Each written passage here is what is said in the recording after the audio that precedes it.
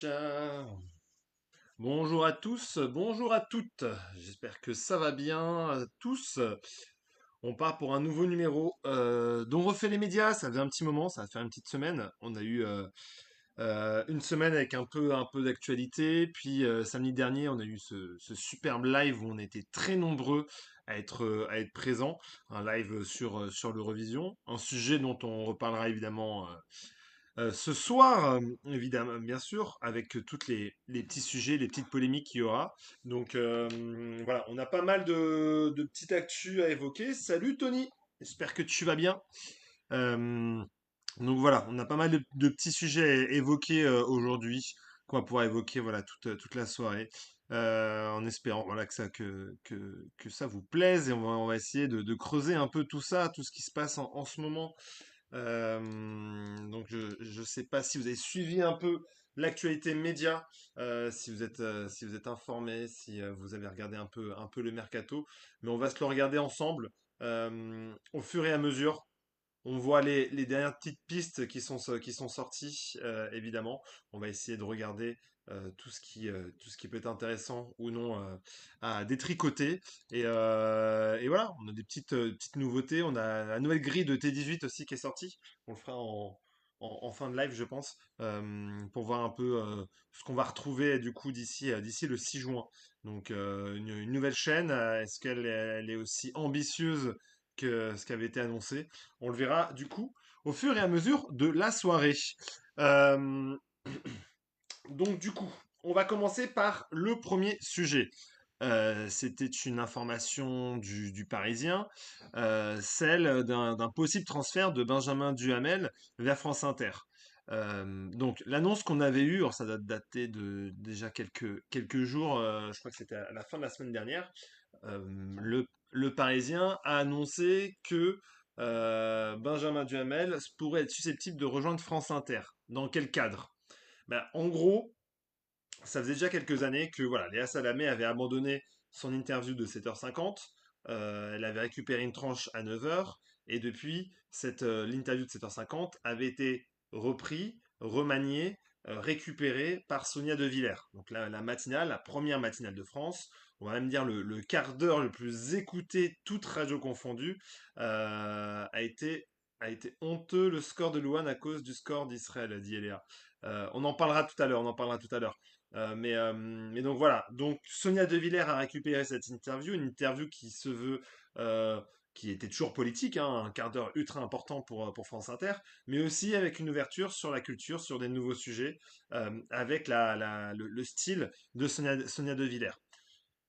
On a appris récemment, par une interview de Sonia De Villers dans les colonnes du Monde, si je ne me trompe pas, que Sonia De Villers allait raccrocher à la fin de la saison son entretien de 7h50. Elle allait récupérer une nouvelle case plus tard dans la journée, enfin dans la matinée, mais elle allait abandonner en expliquant comme on va avoir 2 années très politiques qui vont arriver, donc notamment avec du coup l'élection municipale, une possible dissolution de l'Assemblée nationale, l'élection présidentielle qui commence déjà, la campagne commence déjà, parce qu'on commence déjà à repérer un peu les candidats. Sonia De Villers, elle a d'ores et déjà jeté l'éponge par rapport à cette possibilité-là. Et donc, elle s'est retirée.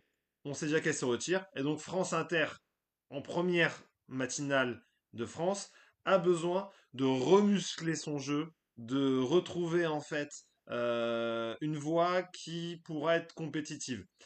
Un retour Léa Salamé, c'est impossible, sachant surtout que voilà, son compagnon Raphaël Glucksmann s'est engagé dans cette voie-là. Salut Yassif. S'est engagé dans cette voie politique, Raphaël Glucksmann. Donc, par conséquent, c'est forcément difficile pour, euh, pour Léa Salamé de reprendre cet entretien-là. Donc, France Inter est en train de toquer à la porte de plusieurs journalistes, de plusieurs intervieweurs qui pourraient être dans cette ligne France Inter, France Inter qui a aussi une ligne éditoriale qui a un peu évolué depuis l'arrivée de la nouvelle patronne, Adèle Van Rett, qui est arrivée à la tête de France Inter, qui veut aussi mettre sa patte. On l'a bien vu, il y a une vraie évolution comme de la grille de France Inter depuis qu'Adèle Van Rett est arrivée. Elle veut qu'on se fasse retirer cette image de station de gauche. Le problème, c'est qu'il lui faut un pack émission TV, une interview radio 10 minutes par jour, ça va pas lui suffire. C'est ça. Donc, en gros, ils sont partis chercher Benjamin Duhamel. En tout cas, ils sont en discussion avec Benjamin Duhamel. Pourquoi c'est intéressant pour France Inter de récupérer Benjamin Duhamel au 7h50? Parce que Benjamin Duhamel est aujourd'hui une figure montante dans les interviews politiques. Qu'on aime ou qu'on n'aime pas, il a... Salut Télésphore! Il a cette capacité à pouvoir poser des questions, à connaître les politiques, à être un fin connaisseur de la matière politique. Salut Béatrice! Un fin connaisseur de la matière politique. Donc ça, pour le coup, Benjamin Duhamel, il va avoir cette carte à jouer. Ensuite, je pense qu'il peut davantage se rapprocher d'une ligne d'Adèle Van Rett et être cet intervieweur punchy qu'on pourrait retrouver au moins durant 2 ans pour avoir des moments de radio, aller chercher le politique avec cette capacité aussi d'être comme respecté globalement par toute la classe politique. Donc toute la classe politique n'aura pas de souci à aller à son micro. Donc voilà, il y a tout un intérêt à Benjamin Duhamel d'aller recruter un Benjamin Duhamel. Après, ils sont en discussion avec lui, ils ont d'autres discussions. Le sujet maintenant, peut-être l'émission politique du dimanche en plus aussi, bah maintenant ça va être ça. C'est qu'en gros, Benjamin Duhamel, il est sur BFM TV actuellement. Clairement, la direction de BFM TV veut faire de Benjamin Duhamel une tête d'affiche. Il fait partie encore de ces rares visages qui sont vraiment des appels d'offres pour venir sur BFM TV. Et BFM TV, dans son année de transition, voulait sécuriser Benjamin Duhamel, qui est à la fois une quotidienne et une hebdomadaire le week-end. Donc, demander à Benjamin Duhamel de quitter cette exposition médiatique qui est assez importante pour le faire basculer sur la radio peut insinuer quand même un double package, donc comme tu parlais Yassif, une possibilité de lui proposer quelque chose sur France Télévisions, sur la chaîne France Info, possible, euh, sur France 2 pendant l'émission politique. Est-ce qu'on pourrait pas imaginer une doublette Benjamin Duhamel, Caroline Roux, comme à l'époque, on avait David Pujadas, Léa Salamé, ou ensuite avec Thomas Soto. Une doublette, ça c'est clairement possible. Donc, France Télévisions va devoir lui faire une offre, en tout cas France Télé, Radio France, va falloir lui faire une offre qui va être alléchante pour pouvoir le faire quitter une exposition qui reste quand même conséquente et assez importante du côté de BFM. Et BFM, eux, ils n'ont pas envie de le perdre parce qu'ils ne font que euh, perdre en effectif et ont du mal à recruter. Donc s'ils perdent des éléments qui sont comme des éléments phares de leur antenne, ça peut devenir compliqué pour BFM TV. Donc là, je pense que ça va être vraiment des jeux de négociation. Qui fera la plus belle offre? Qui sera le plus intéressé et intéressant pour lui? Donc ça va être vraiment un choix. C'est un choix de carrière. Mais il va falloir vraiment faire cette bascule-là. Donc peut-être l'émission politique du dimanche, ouais. Après, on peut très bien aussi donner une autre tranche dans la journée sur France Inter. Mais pour moi, euh, il faut proposer un temps d'antenne euh, télé à Benjamin Duhamel. Sauf que maman a un poste important dans le groupe France Télévisions. Ouais, bah justement, ça peut lui permettre peut-être, ça je ne sais pas comment fonctionne, quel est le poids de Nathalie Saint-Cric pour pouvoir placer ou non son fils. En tout cas, aujourd'hui, il a gagné sa légitimité en étant en étant directement sur BFM TV. À BFM, il y a une belle case, celle de 19h où il y a beaucoup de monde. C'est ça. Le monde des médias est en pleine révolution. On est dans un mercato qui va faire que bouger. Il va être taxé de favoritisme, il n'ira pas. Bah, sauf si il y va et on oublie. Et en fait, c'est le talent. C'est s'il arrive vraiment à faire des bonnes interviews, ça peut avoir cet impact. À part lui, tu vois qui d'autre sinon? Bah, sur le marché des intervieweurs pour muscler cette tranche-là, ils sont pas nombreux. Vraiment, ils sont loin d'être nombreux, Yassif. C'est une très très bonne question ce que tu poses. Qui est-ce qu'on pourrait voir d'autres euh, Qu'est-ce qu'on pourrait voir d'autre? Je ne saurais vraiment pas te dire. En intervieweur politique actuel, je pense que soit on va chercher un Benjamin Duhamel. Sur CNews, il n'y en a aucun à aller chercher. Il n'y en a qu'un qui est sur France Inter, hein. Ça me paraît assez logique. Du côté de BFM TV, Apolline de Malherbe a été confirmée, donc je ne la vois pas partir. Duhamel pourrait partir, mais est-ce qu'il y a un autre visage, une autre personne un peu forte? J'ai du mal à le visualiser. Euh, Ensuite, est-ce qu'on pourrait retrouver quelqu'un qui est déjà à France Télé? Est-ce qu'un Boifsi pourrait faire la bascule? Je sais pas du tout. Donc, oui, une Perrine Storm, je vois ce que tu dis, Béatrice. Pourquoi pas? Pourquoi pas? En vrai, la force de la matinale de France Inter, c'est que c'est une machine qui fonctionne. Donc, après, euh, prendre quelqu'un qui est moins connu, ça peut être aussi efficace. Après, il faut aussi quelqu'un qui va permettre d'accueillir tout le monde. Parce qu'il y a eu des présidentielles où Mélenchon ou Le Pen n'ont pas voulu venir sur le plateau parce qu'ils ne voulaient pas se retrouver face ils avaient un différend avec Patrick Cohen ou avec Léa Salamé à l'époque. Donc ça aussi, ça va être à devoir réfléchir. Est-ce qu'un Patrick Cohen pourrait faire son retour? C'est aussi possible. À l'heure actuelle, voilà, je pense que il creuse un peu dans tous les sens, il cherche tous les profils. Si le nom du Hamel est sorti, je pense que c'est pas anodin non plus. C'est pour que lui aussi puisse jouer dans les négociations. Le fait que ça sorte, ça force aussi BFM TV à peut-être lui revoir une, une nouvelle offre, une nouvelle proposition. Donc, on peut avoir pas mal de noms, pas mal de visages. Est-ce qu'ils vont miser sur du neuf? Est-ce qu'ils vont miser sur quelqu'un qui a une expérience? Est-ce qu'ils vont miser sur un jeune, une figure montante? Euh, Tout ça, vraiment, je pense que c'est des grosses réflexions. Et aujourd'hui, voilà, il va juste faire monter les enchères. Je suis assez d'accord avec toi. Est-ce qu'on va parler de Secret Story? Non, bah parce qu'on n'a pas beaucoup d'infos sur Secret. Donc, ça va être compliqué de parler de Secret Story. Mais à part si tu en as. Mais en vrai, on sait juste que ça revient. Euh, et on n'a pas de candidat, on n'a rien de nouveau sur cette émission. Donc voilà. Donc un Benjamin Duhamel en direction de France Inter, pour moi c'est plus que faisable parce que salut, heureux, parce que ça pourrait correspondre à la vocation au fonctionnement de France Inter, cette idée de vouloir se dégager d'une image à gauche. Voilà, on place plutôt aujourd'hui Benjamin Duhamel dans une forme de centriste quasi absolu, hein. Il peut gêner à la fois à droite, il peut gêner à gauche. Voilà. Mais est-ce que France Inter va aller chercher du jeune? Est-ce qu'il va chercher du plus expérimenté? C'est à voir. Moi, je pense en tout cas qu'il va y avoir tout un débat, voilà, de savoir qu'est-ce qu'on fait de cette matinale. Et ils en auront besoin d'avoir quelqu'un qui, dans l'idée, c'est au moins un CDD de 2 ans. C'est de préparer la municipale possible des dissolutions, plus l'élection présidentielle plus l'élection présidentielle. Donc c'est à peu près tout ce qu'on pouvait dire sur Benjamin Duhamel. Il y a eu un autre transfert, là pour le coup officiel, c'est du côté de RTL. Du côté de RTL. Donc du côté de RTL, on a appris cette semaine l'arrivée de Marc-Olivier Fogiel au sein de la matinale. Déjà que c'est un retour. Donc Marc-Olivier Fogiel, c'est une figure historique de RTL. Il y était pendant des années avec des années. Merci Laura de me suivre. Avec le remaniement des chaînes TNT, les journalistes vont faire du turnover. Ça peut bouger. Je pense qu'on va avoir un gros mercato et on peut avoir beaucoup de surprises. Déjà, avoir un retour de Marc-Olivier Fogel, c'est assez quelque chose. Donc, c'est un historique de RTL. Il a débuté là-bas. Il a fait les grandes heures même du soir. Il a fait ce challenge en allant. Salut Laura! Il a fait ce challenge. Bah, je pense, Tony, là, il va se concentrer sur RTL et il ne ferme pas la voie à. Salut Laurine! Qui pour un matinal à BFM TV? Pour le moment, la matinale de BFM TV ne bouge pas, hein. Ça n'a pas été officialisé. Tout départ de BFM TV n'a pas été officialisé pour le coup. Euh, mais donc, Fogel est parti du coup à BFM TV. Il a mis sa patte. Alors, toujours la même chose. On n'aime pas. Il a rendu BFM TV leader, l'est plus aujourd'hui.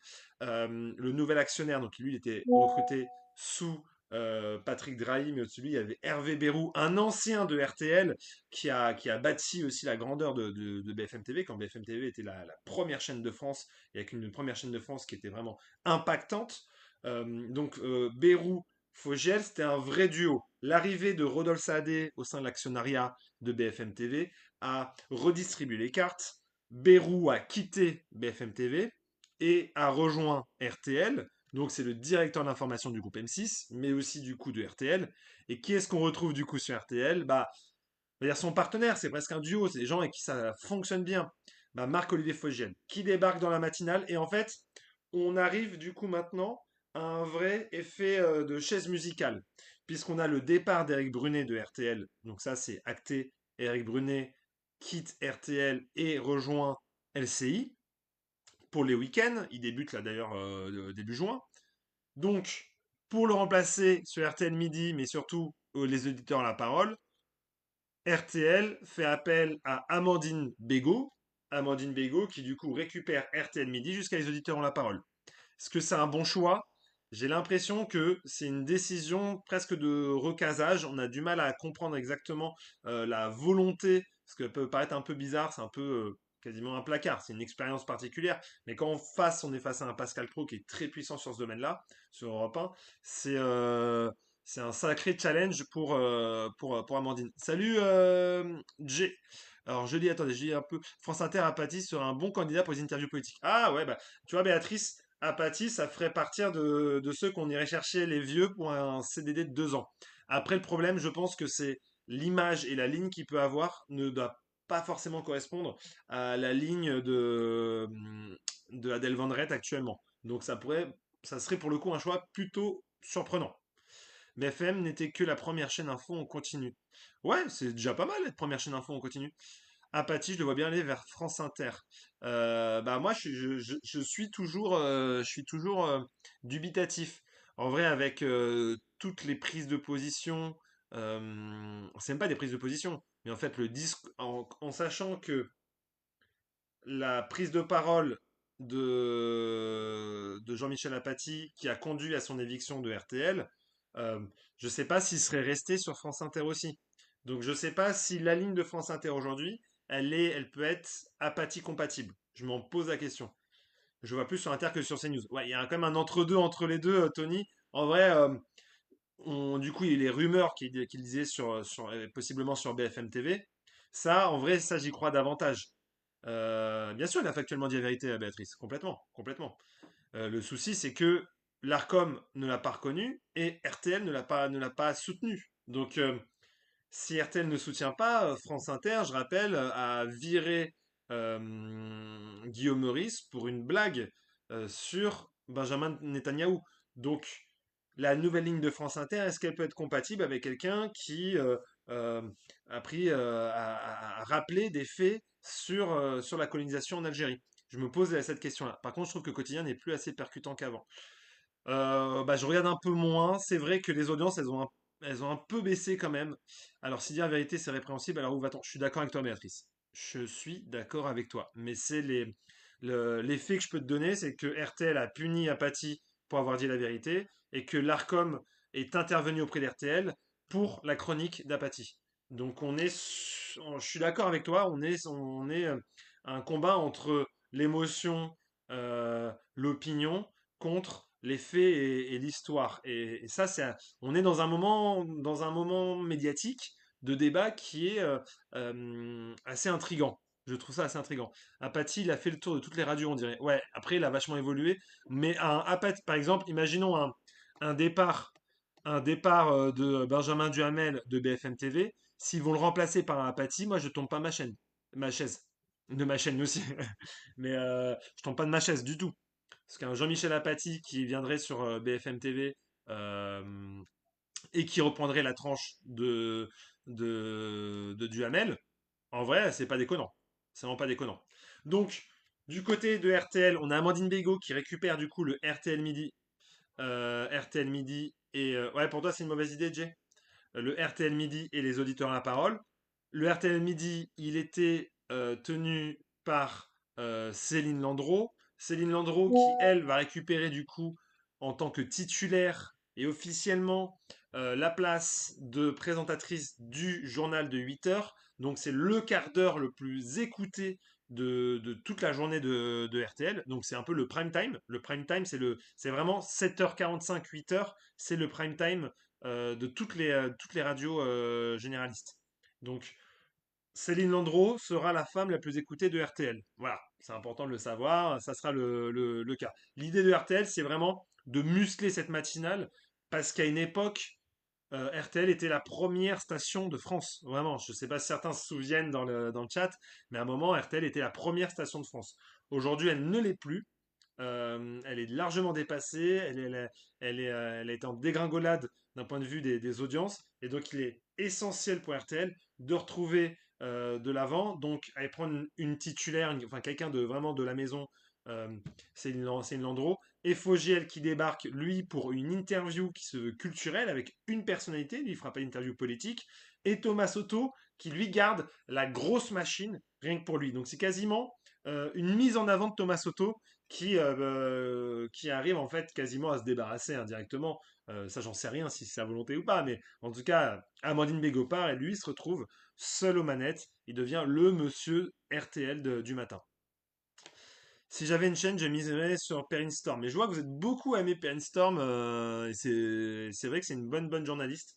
Bah moi, je la verrais bien même sur un France Télévisions plutôt, mais elle est souvent remplaçante, elle mérite mieux. Et souvent, les remplaçants, c'est ceux qui toquent le plus aux portes. On a une pensée pour Olivier Mine, qui a souvent été peu considéré sur France Télévisions et qui, à force d'être peu considéré, a décidé d'aller à M6.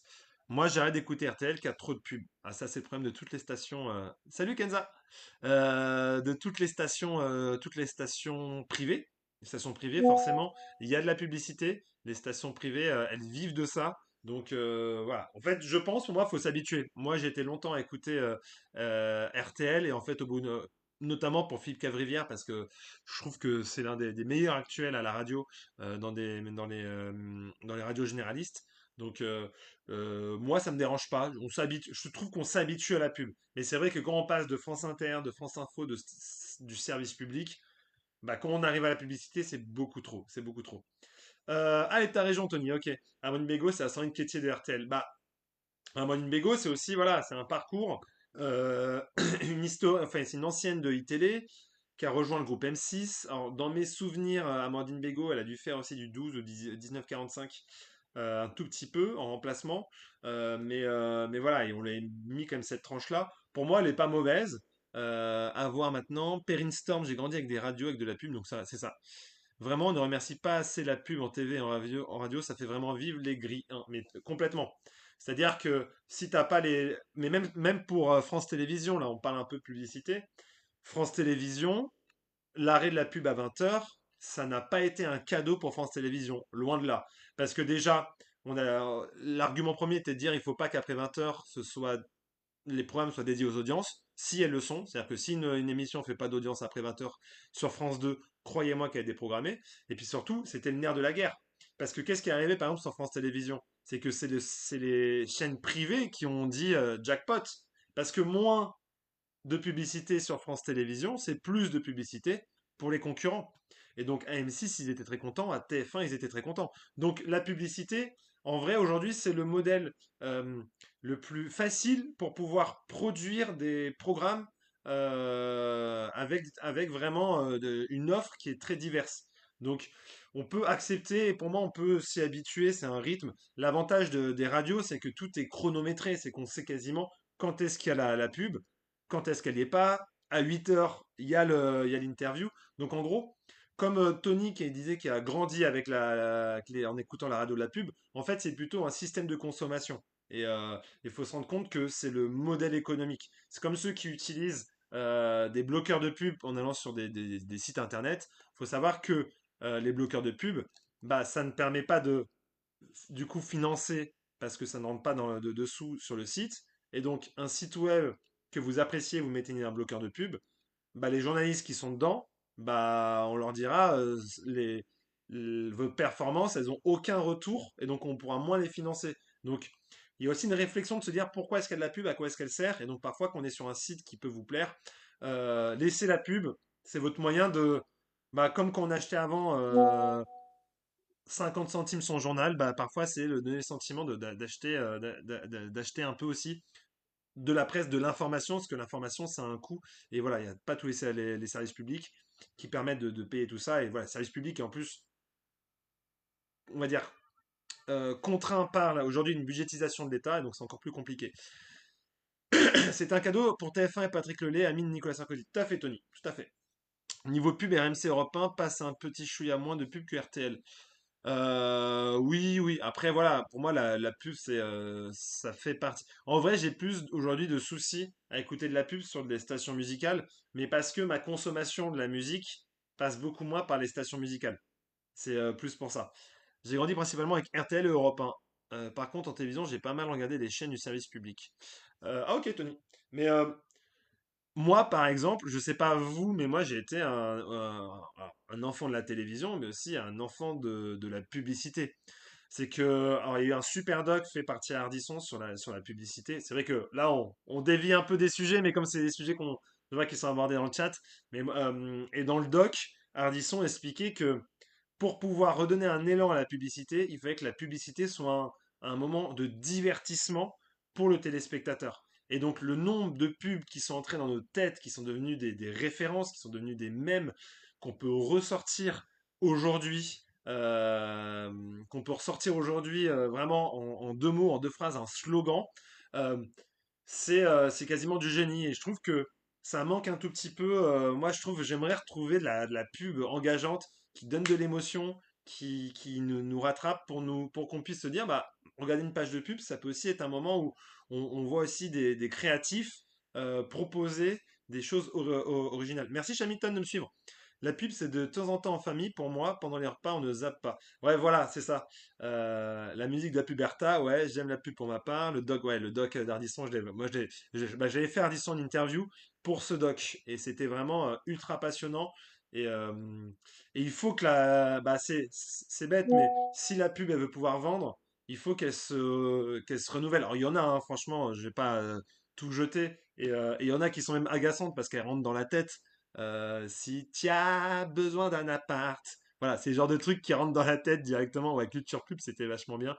Et en vrai, t'as des pubs qui sont drôles. Moi, aujourd'hui, par exemple, je peux dire même une pub que je trouve vachement touchante, c'est celle d'Intermarché. Souvent, il y a une petite histoire qui est derrière. Et c'est plus regarder juste de la pub où t'as l'impression de nous dire, voilà la dernière voiture, voilà le dernier truc. Mais c'est plutôt ouvrir un nouveau truc. Aux voleurs, on dit ciao, ciao, ciao. Ouais, carrément. Exactement, Tony. Intermarché, ça a été vraiment leur super force de passer par la publicité. Donc c'était ultra. Je trouve ça vachement intéressant. C'est vrai que dans les médias, on parle aussi de la publicité. Il faut savoir comment ça fonctionne. C'est des vrais combats. Les 30 secondes, ça coûte super cher. Et donc, c'est pour ça que les combats d'audience, ça peut rendre complètement fou. Quand on voit les Hanouna se battre sur les audiences, les Yann Barthès, tout ça, tous les animateurs. Pourquoi est-ce que les chaînes communiquent autant sur les audiences? C'est pour la publicité. En fait, Médiamétrie est financé par tous les médias et a pour but uniquement de vendre des espaces publicitaires. À la base, c'est pas fait pour être des outils pour les journalistes, c'est pas fait pour être dévoilé à tout le monde. Exactement, Kenza, les audiences fixent le prix de la pub, tout à fait. Exactement. Celle du Père Noël qui fait maigrir trop jolie comme publicité. Ouais, bah, il y en a plein qui sont très mignonnes. Alors, il y avait les techniques à l'ancienne où on mettait trois fois la même pub, Mercurochrome, le pansement des héros, vraiment pour te rentrer dans la tête.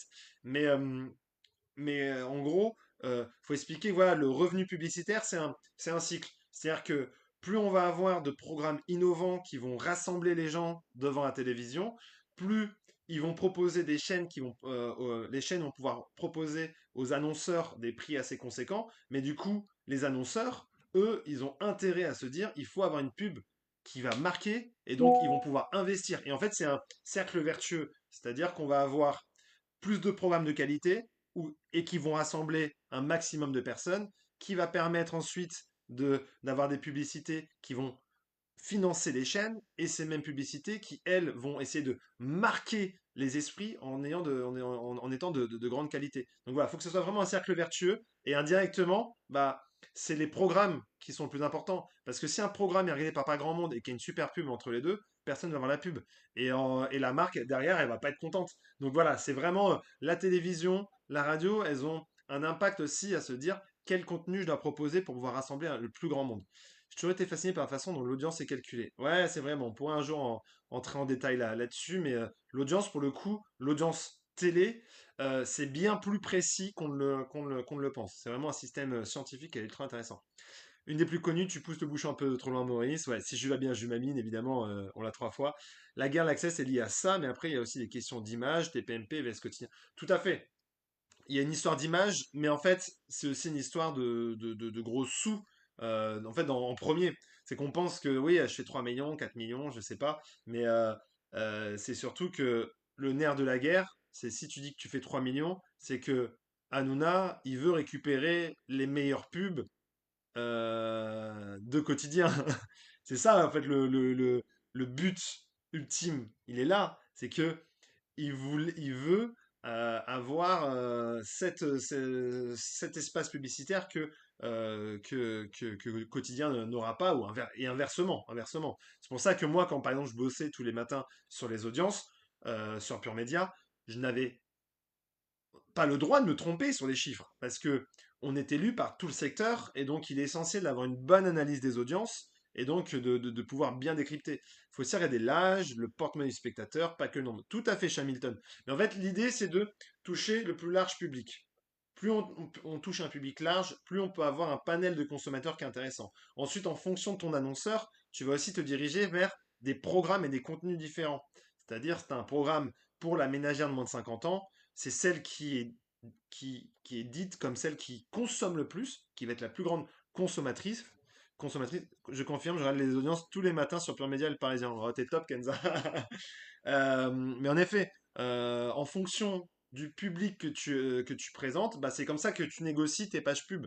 Et c'est pour ça que on va avoir, par exemple, des pubs. Si vous regardez la télévision l'après-midi, je sais pas si vous êtes déjà tombé malade et vous dites, allez, je regarde la télévision l'après-midi, vous regardez les pubs, elles sont plutôt pour le troisième âge. Parce que c'est un public qui va être du troisième âge. Et souvent, c'est des choses qui vont être plus lentes, plus explicatives, plus concernantes pour ce public-là. En revanche, vous regardez tôt le matin, je sais pas si ceux qui se souviennent quand on regardait tôt le matin, au moment des dessins animés, il y avait que des pubs pour les jouets, d'autant plus quand on se rapproche de Noël.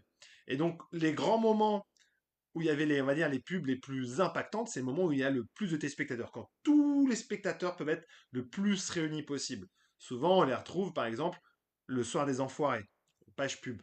Même si les pages pub, elles, sont censées être reversées pour le resto du cœur. Mais voilà, c'est là où on peut se montrer, et c'est pour ça qu'aux États-Unis, c'est devenu un vrai enjeu la publicité lors de la mi-temps du Super Bowl. Là, les pages de pub, elles sont vraiment un coût exorbitant, mais surtout, on a des pages de publicité ultra bien produites et chacune des 15-30 une minute coûte extrêmement cher. Et donc, c'est aussi le moment pour les agences de publicité et pour les marques de montrer leur savoir-faire et de savoir que là, ils vont être regardés, donc c'est ultra important.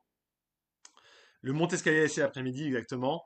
Les Stana, Hanouna est vraiment quelqu'un de malhonnête. Question info.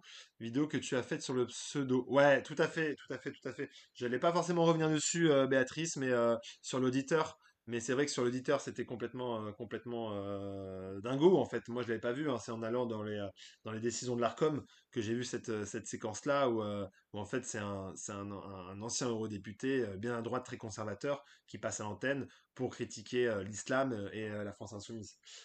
PFG Prévoyance, Audica, ouais, Tony, tu les connais. Un coucou rapide de mon travail.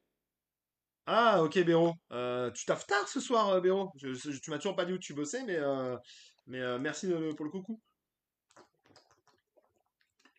Donc, RTL, ça va être aussi le mercato pour se renforcer. Et donc, il y aura du transfert. Ils ont vocation à remonter. En soi, si on regarde les stations radio sur RTL, donc ils vont essayer de muscler toute la tranche. Je pense qu'on va avoir des autres noms qui vont démarquer, puisque Fogel, il va avoir une nouvelle tranche.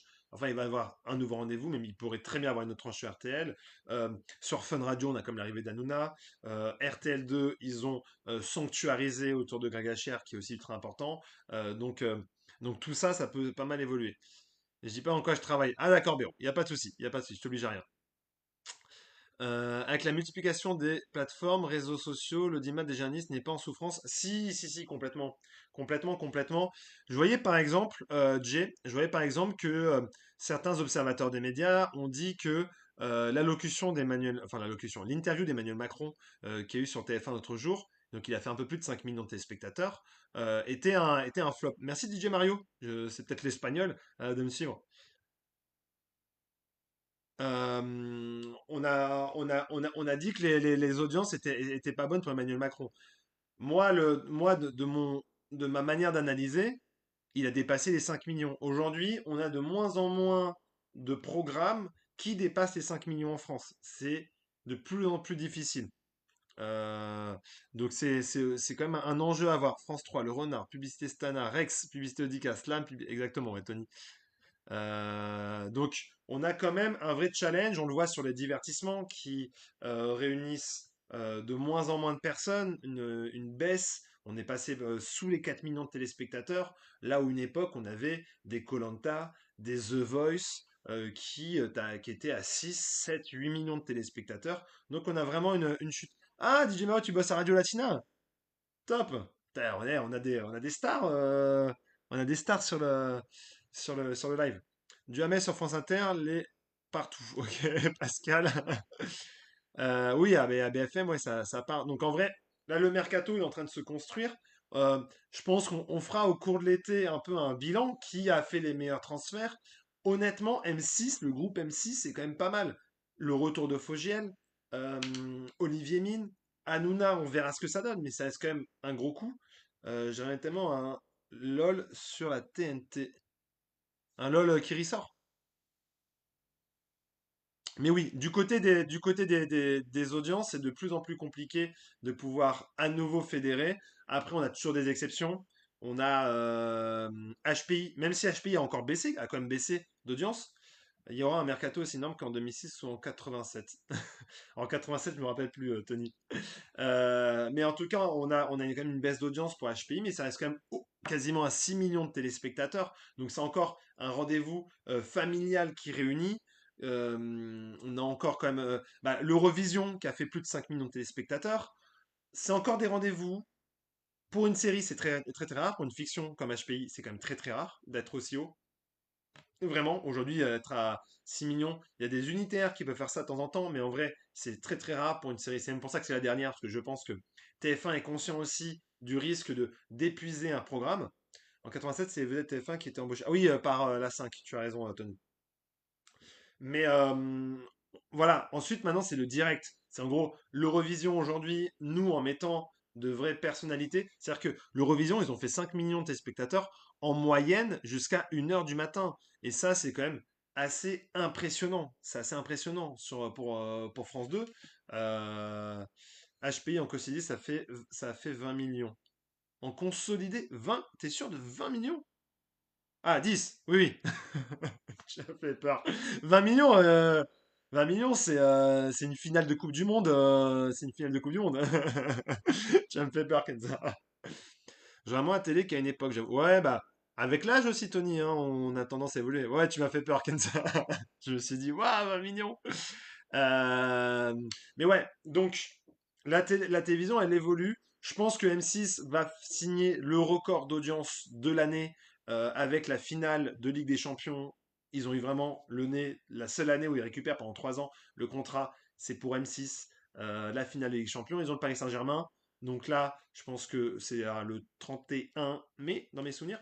Le 31 mai, on va avoir un score monumental. Je sais pas ce que vous pouvez pronostiquer, mais moi, je sais pas, un 10 millions de téléspectateurs, je pense qu'il est possible d'atteindre un score proche de ce qu'on peut avoir pour un match de l'équipe de France en Coupe du Monde, donc qui dépasse les 10 millions. Moi, pour moi, ça peut faire entre 9 et 10 millions. Je pense la finale du PSG face à l'Inter, 15 millions Pambero. Ouais, bah ouais, en vrai, c'est clairement possible.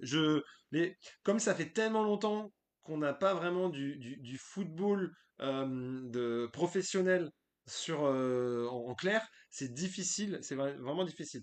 TF1 doit se réveiller, arrêter koh tous les 2 mois. Ouais, je suis assez d'accord, Tony aussi.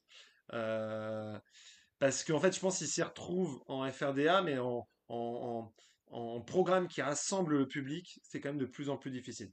TF1, ils sont encore à la ramasse par rapport à M6, il faudrait envisager des changements sur la grille. Après, TF1 vit, aujourd'hui, a toujours des audiences bien meilleures que celles d'M6. Voilà, M6, ils ont maintenant des gros programmes qui font à peine 2 millions de téléspectateurs. Et ça aussi, c'est problématique. Alors, M6, ils ont réussi à convertir la relance d'anciens programmes de télévision, donc La Roue de la Fortune, et c'est plutôt des succès. C'est-à-dire que c'est au-dessus de la moyenne de la chaîne, donc ça tire la chaîne vers le haut.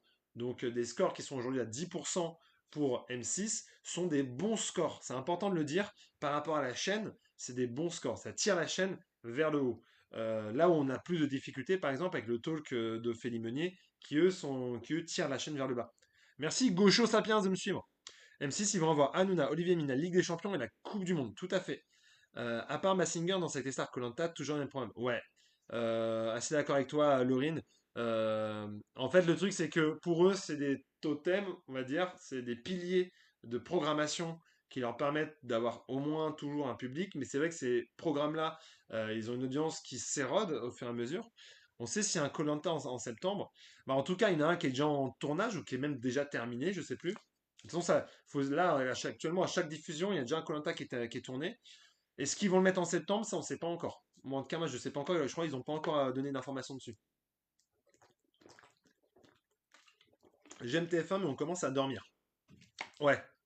Bah, en fait, TF1, ils ont réussi à se renouveler quand même avec le bon retour de la Star Academy, qui a donné comme le sentiment d'un nouveau vent frais à l'antenne, sur les antennes de TF1, sur les rediffusions, sur le live, qui a créé des communautés. Et ça, arriver à recréer des communautés autour d'un programme, c'est quand même quelque chose qui est assez novateur. Donc, bon, c'est faire du neuf avec du vieux, c'est un projet, ça fonctionne, c'est intéressant. Mais voilà, TF1, c'est vraiment boring, leur cycle, The Voice, Starac, Secret Story, rien de nouveau. Ouais, bah, je suis d'accord avec toi, je suis assez d'accord avec toi, Kenza. Je trouve que faudrait qu'ils tentent d'innover avec des programmes. Après, alors, il y a des nouveaux programmes avec ceux d'Arthur, mais voilà, on attend aussi les grandes réussites. Mais après, en termes de grand divertissement, il y a plein de formats qui existent, donc faut qu'ils innovent et faut qu'ils arrêtent de s'inspirer d'autres programmes qui peuvent exister de d'autres chaînes. Quand il y a vu l'émission sur TF1 qui était inspirée des Traîtres avec Laurent Ruquier à la présentation, euh, voilà, quoi, on se donne l'impression que c'est une ressucée de quelque chose qui a déjà existé auparavant, et ça, pour le coup, ça va moins attirer le grand public. Voilà, on préfère toujours voir l'original que la copie. T'en as pensé quoi la dernière saison de The Voice? Alors moi, j'ai regardé de loin. J'étais pas fan de l'idée du trio. Je trouve que ça a venu casser un peu tout le format même de The Voice où on vient seul. Là, c'est X Factor ou c'est Popstar. C'est qu'ils ont créé un trio et ça, je trouve, ça a modifié toutes les règles. Il nous faut des retours de jeux sur TF1. Ouais, et on veut du jeu neuf, quelque chose de top. Mais normalement, déjà, il y a le jeu d'Arthur avec des anonymes qui va arriver. Donc ça, c'est assez innovant. J'aimais bien Jean Access, le maître du jeu. Ouais, j'en ai plus TF1 en journée depuis 2002. À l'heure des charges, ils ont tenté des trucs comme Gladiator, mais pas ouf, quoi. Ouais. Après, toujours la même chose. Gladiator, bah, on aurait dit une sorte de recommencement. Comme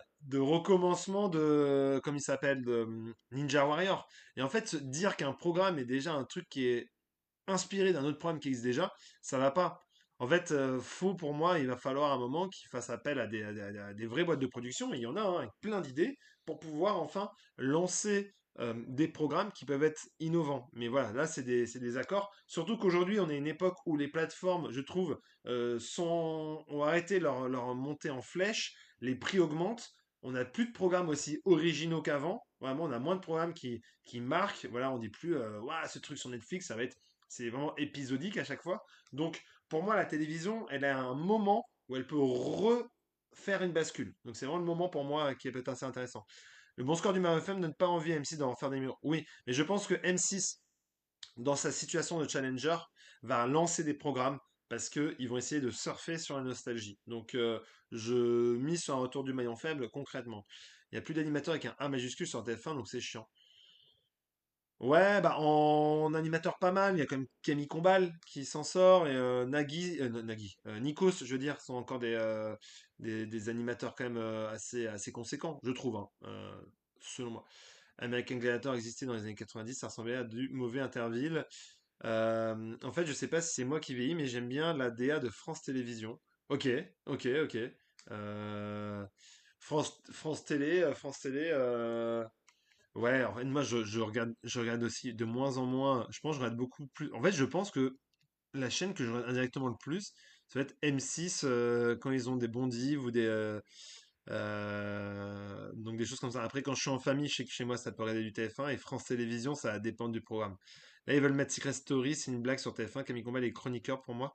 Ah ouais, chroniqueur? Non, moi, je le trouve bon animateur. Après, chacun son opinion. Là, c'est du débat, c'est du j'aime pas, hein, vraiment, hein. C'est vrai à l'époque de TPMP, mais ça, t'as le droit de le trouver meilleur à tel ou tel endroit.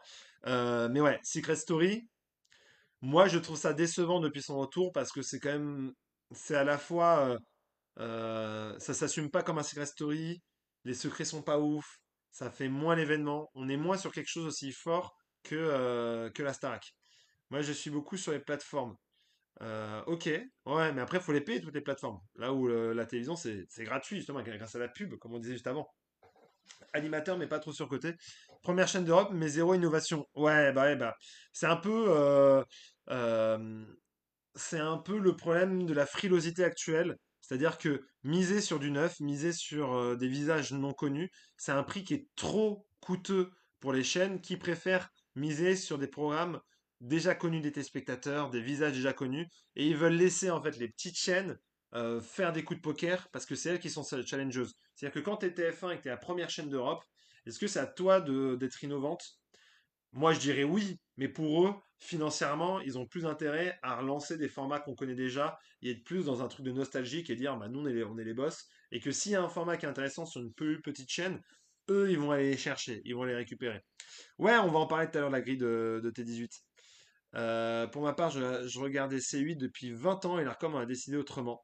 Ouais, alors c'est pas l'ARCOM, on a déjà fait le débat plusieurs fois, Tony. Le problème, c'est pas l'ARCOM, le problème, c'était les amendes qui ont été faites et la non-tenue d'antenne de C8. C8 n'a pas assez bien tenu son antenne et donc a payé du fait qu'elle ne répondait plus à sa convention. Donc c'est pas l'ARCOM qui a décidé contre toi, c'est C8 qui n'a pas respecté son engagement auprès de l'ARCOM. C'est quoi pour toi les chaînes TNT qui sont le moins bien exploitées? Bah clairement toutes les chaînes HD, donc TF1 série film, Sister, pas l'équipe, parce que l'équipe pour le coup, il y a un vrai travail qui est derrière. Chéri 25, donc là on est un peu sur celle-ci. Les RMC quand même, on voit une volonté. J'attends de voir ce que fera RMC avec, euh, avec Chéri 25.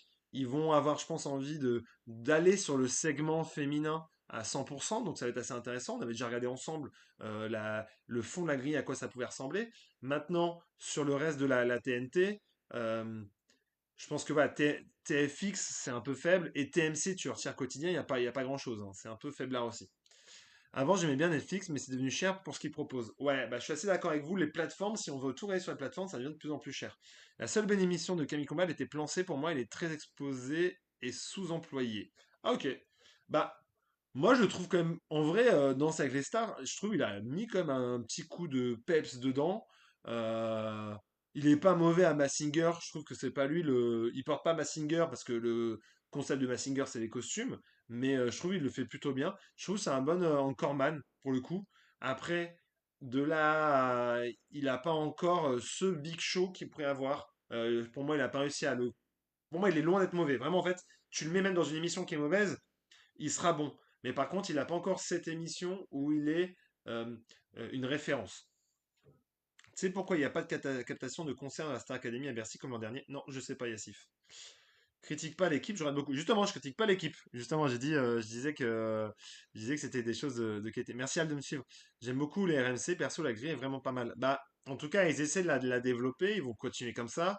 RMC découverte, les documentaires, RMC Story, ce qui se veut vraiment au plus proche des gens avec différents programmes. Et donc, on devrait avoir, je sais pas, RMC Life, RMC Woman, RMC Girl, j'en sais rien, mais en tout cas, Chéri 25, la ligne, c'est quand même une ligne dédiée aux femmes.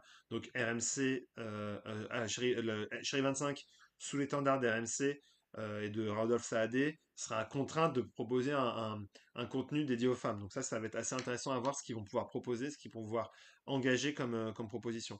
Pour moi, les chaînes TNT les moins bonnes sont Sister, Chéri 25 et Gulli. Bah, Gulli, c'est pour les gosses. Donc ça, sans prompteur, il est perdu quand même. Ah, Laurine, je te trouve assez sévère avec Camille. Moi, je vais le défendre. Il est plutôt bon en impro, justement. Et d'ailleurs, il fait beaucoup, beaucoup d'improvisation. J'ai un boîtier, j'ai toutes les plateformes pour 50 € l'année. Ah, ok, Véro. Tout s'explique. Ouais, je parle des gens qui sont dans l'égalité. Chez les 25, attention, acheté par BFM, ça va être cool, je pense, si on fait un MC féminin. Et encore, tu n'as pas les deux nouvelles qui arrivent, c'est ça. Pourquoi, par exemple, TF1 mise vraiment que sur TF1 et pas sur TMC ou TFX, par exemple, pour proposer un jeu? Bah, ça coûte cher. Proposer un jeu, ça coûte extrêmement cher. C'est un investissement, c'est des plateaux, c'est des prix quand même, c'est de l'argent donné à la fin. Et donc, on doit avoir un retour sur investissement. Toujours la même chose, on a parlé tout à l'heure de la pub, une plus grande audience, un site a du coup a une plus grande vente aux annonceurs et donc une possibilité de renflouer les productions. Donc des jeux sur TMC ou TFX, ça coûte plus cher. C'est forcément ça, ça coûte plus cher. Par contre, je pense qu'ils pourraient davantage développer ces tranches-là. TFX, c'est quand même des propositions, juste on est moins le public, mais de télé-réalité, de docu-réalité. Donc il y a quand même des choses qui peuvent être assez intéressantes sur TFX. Bertrand Chameroy mériterait d'avoir sa chance sur l'animation. Il a déjà eu sa chance sur l'animation avec OFNI. Et, euh, et Bertrand Chameroy est très jeune. Et je pense qu'il ne faut pas se faire de soucis. Je pense qu'il aura sa tranche. Je pense qu'il s'éclate énormément à l'heure d'aujourd'hui dans un statut d'humoriste, de chroniqueur. Et on le sent. Et Bertrand Chameroy fait partie des gens les plus sincères dans ce milieu. Donc moi, je lui souhaite vraiment, s'il veut faire de l'animation, de réussir. Et je pense qu'il n'y a pas de raison qu'il n'y arrive pas. Gulli pouvait en faire une Ferrari, ils ont fait une Peugeot 205. RMC Chéri, ouais, peut-être. Ça contredit une rumeur qui disait que Chéri devait être une RMC Gold sur la lignée de la web radio. Ouais, bah ça contredit cette rumeur, Yassif. Ou en tout cas, il va falloir que CMA Média fasse une demande auprès de l'ARCOM pour modifier la convention. Mais modifier une convention dans sa profondeur, ça va être très compliqué. J'aimerais en retour te donner manège. Ouais, pourquoi pas, mais j'ai du mal à imaginer que ça fonctionne. Chameroy n'a pas carrure ni le mental. Il fait la télé de papa, ou en tout cas il fait la chroniqueur de papa, son politique. Gulli aurait dû être acheté par AB Productions qui aurait diffusé des mangas, dessins animés cultes. Non, mais après, Gulli propose des dessins animés aussi de sociétés de production françaises, et c'est aussi ça qui est intéressant, je pense, Tony. Je pense que c'est ça qui est aussi intéressant. Je bois un peu d'eau parce que je parle beaucoup, hein. Bah, peut-être qu'on va avoir un retour de monnaie drop. Peut-être bien que oui. Peut-être bien que oui. Allez, on va passer à la prochaine thématique. Je voulais qu'on regarde ensemble. Gulli va cartonner sur la 12, ça peut cartonner. Oui, c'est possible. En vrai, les jeunes, ils savent hein, où c'est. Hein, quand il faut les amener dessus, ils savent où aller. Je voulais qu'on regarde un peu ensemble les futurs candidats des traîtres. Savoir qui vont faire les bons candidats ou les mauvais candidats. Donc, mes anciens confrères et consoeurs maintenant, parce qu'il n'y avait pas beaucoup de il y avait pas beaucoup de filles à l'époque, hein, euh, ont dévoilé la liste des futurs candidats qui vont arriver. Donc, on aura Marlène Schiappa qui va représenter la personnalité politique. La première saison, on a eu David Douillet. Saison 2, on a eu Jean Lassalle. Là, on a eu Raquel. Donc là, on va avoir Marlène Schiappa. Euh, on peut pas fusionner, Tony, comme ça, les chaînes ensemble. Et c'est pas le même public pour le coup, Gulli Sister. Donc voilà, donc on aura Marlène Schiappa, donc ancienne secrétaire.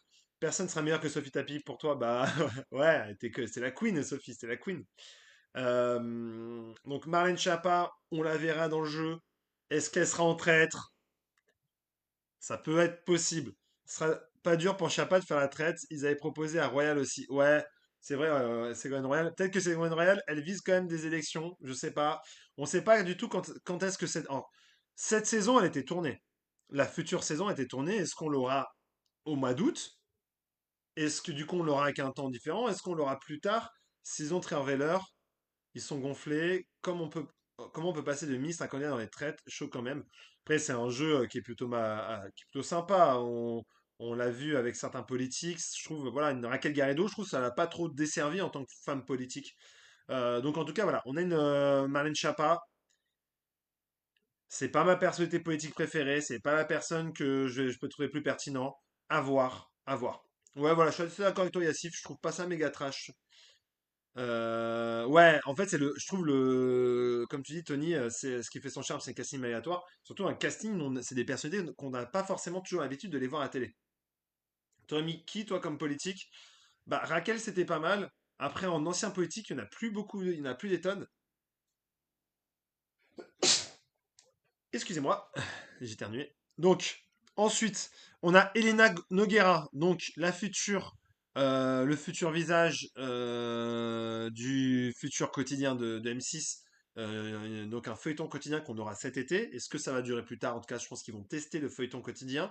Et l'idée, c'est de pouvoir continuer à utiliser le visage d'Elena Noguera, qui du coup, si je me trompe pas, c'est la sœur de Lio. Ou alors je me trompe peut-être, mais pour moi, c'est la sœur de Lio. Lio Noguera. Est-ce que je me trompe? Oui, c'est sa sœur. Donc c'est la sœur de Lio. Tcha tcha tcha. Donc on aura Elena Noguera, actrice. Bon, qu'est-ce que ça vaut? Je sais pas du tout. Ouais, c'est la femme d'Arthur? Non, c'est pas la femme d'Arthur, Elena Noguera. La femme d'Arthur, c'est l'ancienne Miss France, la Mareva Galanter. On retrouve Anne-Elisabeth Blateau de Scène de ménage. Alors moi, je connais pas son visage. Ok, ok, c'est la rousse de Scène de ménage. Bon, là, du coup, on retrouve quand même des visages de M6. Euh, il faut des acteurs. L'actrice Fabienne Cara. Bon, là, pour le moment, c'est pas le plus sexy, hein. Hélène Noguera, Elena Noguera, Alice Blateau. Après, ils peuvent se révéler, parce qu'on a vu des gens se révéler. Euh, ok, c'est mal dans scène de ménage. On a vu des gens se révéler. Fabienne Cara, ouais. Tania Dutel. Oh, pas Tania Dutel, je sais pas à quoi elle ressemble. C'est vraiment très divers. Ok, Tania Dutel, ok, d'accord. C'est pas, c'est pas dingo dingo. Théo Fernandez, donc, qui jouait Coin Coin dans Les Tuches, qui sera là. Donc, euh, aucun rapport avec Théo Hernandez, hein, évidemment. Donc, pourquoi pas, ce sont des acteurs. Ensuite, du coup, Marine Schiappa, Jans, donc le fameux clic clic pan pan pan. Il y a un sosie de la même fille, vous avez remarqué? Tu parles de qui comme fille? Les téléspectateurs retrouveront également la chanteuse Lou.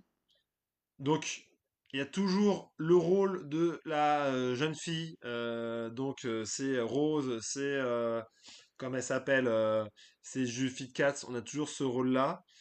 On retrouve aussi Fabien Olicard, donc le mentaliste, youtubeur, influenceur, créateur de contenu, je sais plus comment on l'appelle, écrivain, artiste sur scène.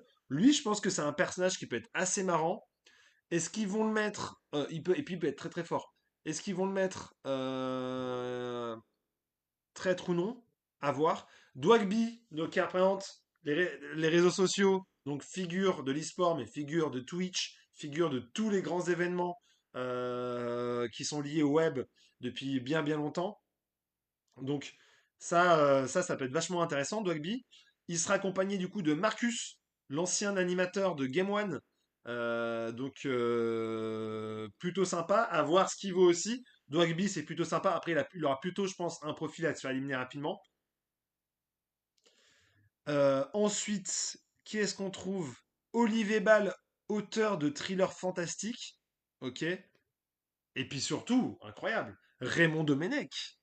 Le Raymond, de retour dans une émission de télévision, de télé-réalité comme ça. Donc, plutôt marrant, je pense, d'avoir un Raymond Domenech qui s'est fait trahir par sa propre équipe en 2010. Voilà, je pense qu'on va avoir de la vanne sur 2010, la Coupe du Monde, Naïsna. Christine Bravo, la tante folle dingue, l'alien folie, vraiment, c'est la personnalité qu'on va entendre gueuler, qui va pas être contente. Donc Christine Bravo, il y a du potentiel. L'ex Miss France Camille Serre, donc là on va être plutôt sur euh, la fille qui peut tomber dans le piège, etc. Euh, ils ont pris Raymond mais pas Estelle, quel dommage. Ah ouais, bah ouais, ça aurait été très drôle avec Estelle. Euh, donc en soi, j'ai envie de dire que c'est plutôt un casting ou un cast plutôt enthousiasmant. On a des personnages assez intéressants, des gens moins connus, mais quand même des gens connus, des plus petits, connus des plus anciens. Je pense qu'on va vraiment avoir une œuvre qui va être intéressante. Je trouve que une nouvelle fois, Studio 89 qui produit, je crois que c'est Studio 89 hein, qui produit Les Traîtres, a réussi à aller chercher des nouveaux visages. Carla Lazari, Rose, Lou, même profil. Ouais, je suis plutôt d'accord avec toi. Tu as raison. Tu as raison, politique. Mais si tu regardes comment je te le présente depuis tout à l'heure, on a toujours les mêmes profils. L'homme politique, euh, le, le vieux fou, les traditions vraiment des personnes un peu au-dessus, la jeune fille un peu fine, euh, le rigolo, l'expert, la folle dingue. On a vraiment tout. En vrai, à chaque fois, ils remplissent quand même des cases, mais qui nous permettent d'avoir toujours quand même une offre, je trouve, pour le moins intéressante. Voilà. Donc c'est vraiment, je trouve, un point qui va être plutôt intéressant. Donc voilà, donc là c'était la petite tournée, c'était pour voir le casting ensemble.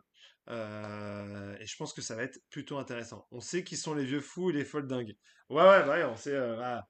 En vrai, une Christine Bravo, on sait d'avance que ça va être le folklore.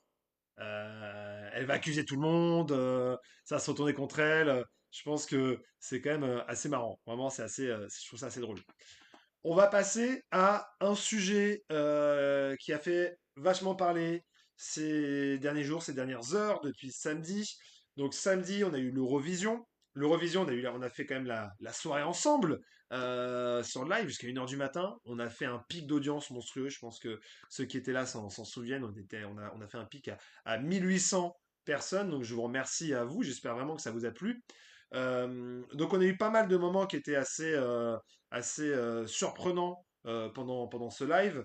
On a eu du coup une déception quand même pour Louane en voyant qu'elle n'avait que eu 50 points. On a eu un choc en voyant que la Suisse. Ah, attendez, je dois juste réactiver.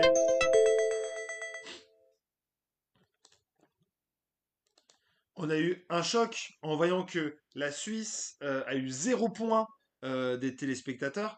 Puis on a eu cette surprise qui était tout aussi choquante et inattendue, même si en vrai elle a super bien chanté, hein, la représentante d'Israël. Mais ça a été de voir que la chanteuse d'Israël a reçu 300 points et plus de 12 points dans une douzaine de pays. Donc elle a fait, alors, je vais pas faire, j'allais dire, j'allais faire un jeu de mots et j'allais me prendre une accusation. J'ai dit, elle a raflé toutes les voix. On l'utilise pour tous les termes normalement, mais en tout cas, elle a récupéré toutes les télévotes. Donc c'était assez impressionnant. Elle a failli l'emporter. Finalement, ça a été l'Autriche qui l'a emporté. Moi, c'était pas forcément mon préféré. Je sais que c'était préféré de pas mal de personnes. Donc c'est assez intéressant. Euh, Parce que c'est la première fois que le système de vote évoluait. Mais Pierrot et toi, vous l'avez mis genre 15, c'est de votre faute. Ouais, je sais, je sais. Et donc voilà, donc l'Espagne et la Belgique veulent une enquête. Donc je vais vous montrer un peu ce qui s'est passé. Faut savoir déjà, alors attendez, petit rappel, en Espagne, en Espagne, le gouvernement espagnol est peut-être le gouvernement le plus opposé au gouvernement israélien.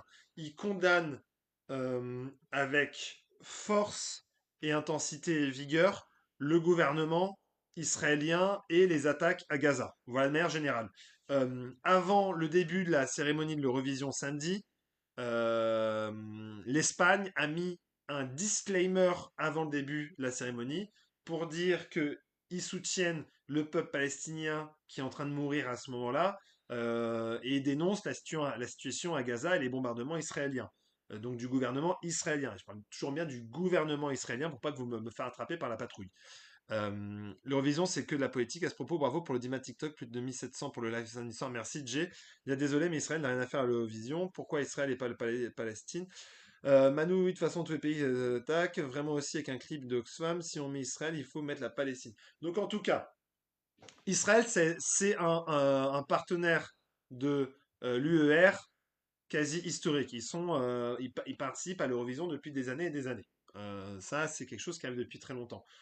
Là, depuis le conflit, on l'a bien vu, à chaque fois qu'il y a un conflit dans un pays, donc quand la Russie a envahi l'Ukraine, le candidat ukrainien a vu son audience exploser, enfin ses votes exploser.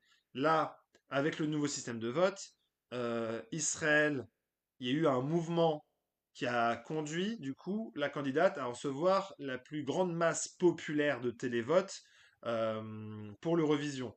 Du côté de l'Espagne, il réclame donc une enquête. Pourquoi? Parce que comme le pays est globalement opposé à la politique israélienne, que le jury espagnol a donné 0 point à Israël, ils sont étonnés du fait que le public espagnol a voté massivement pour Israël.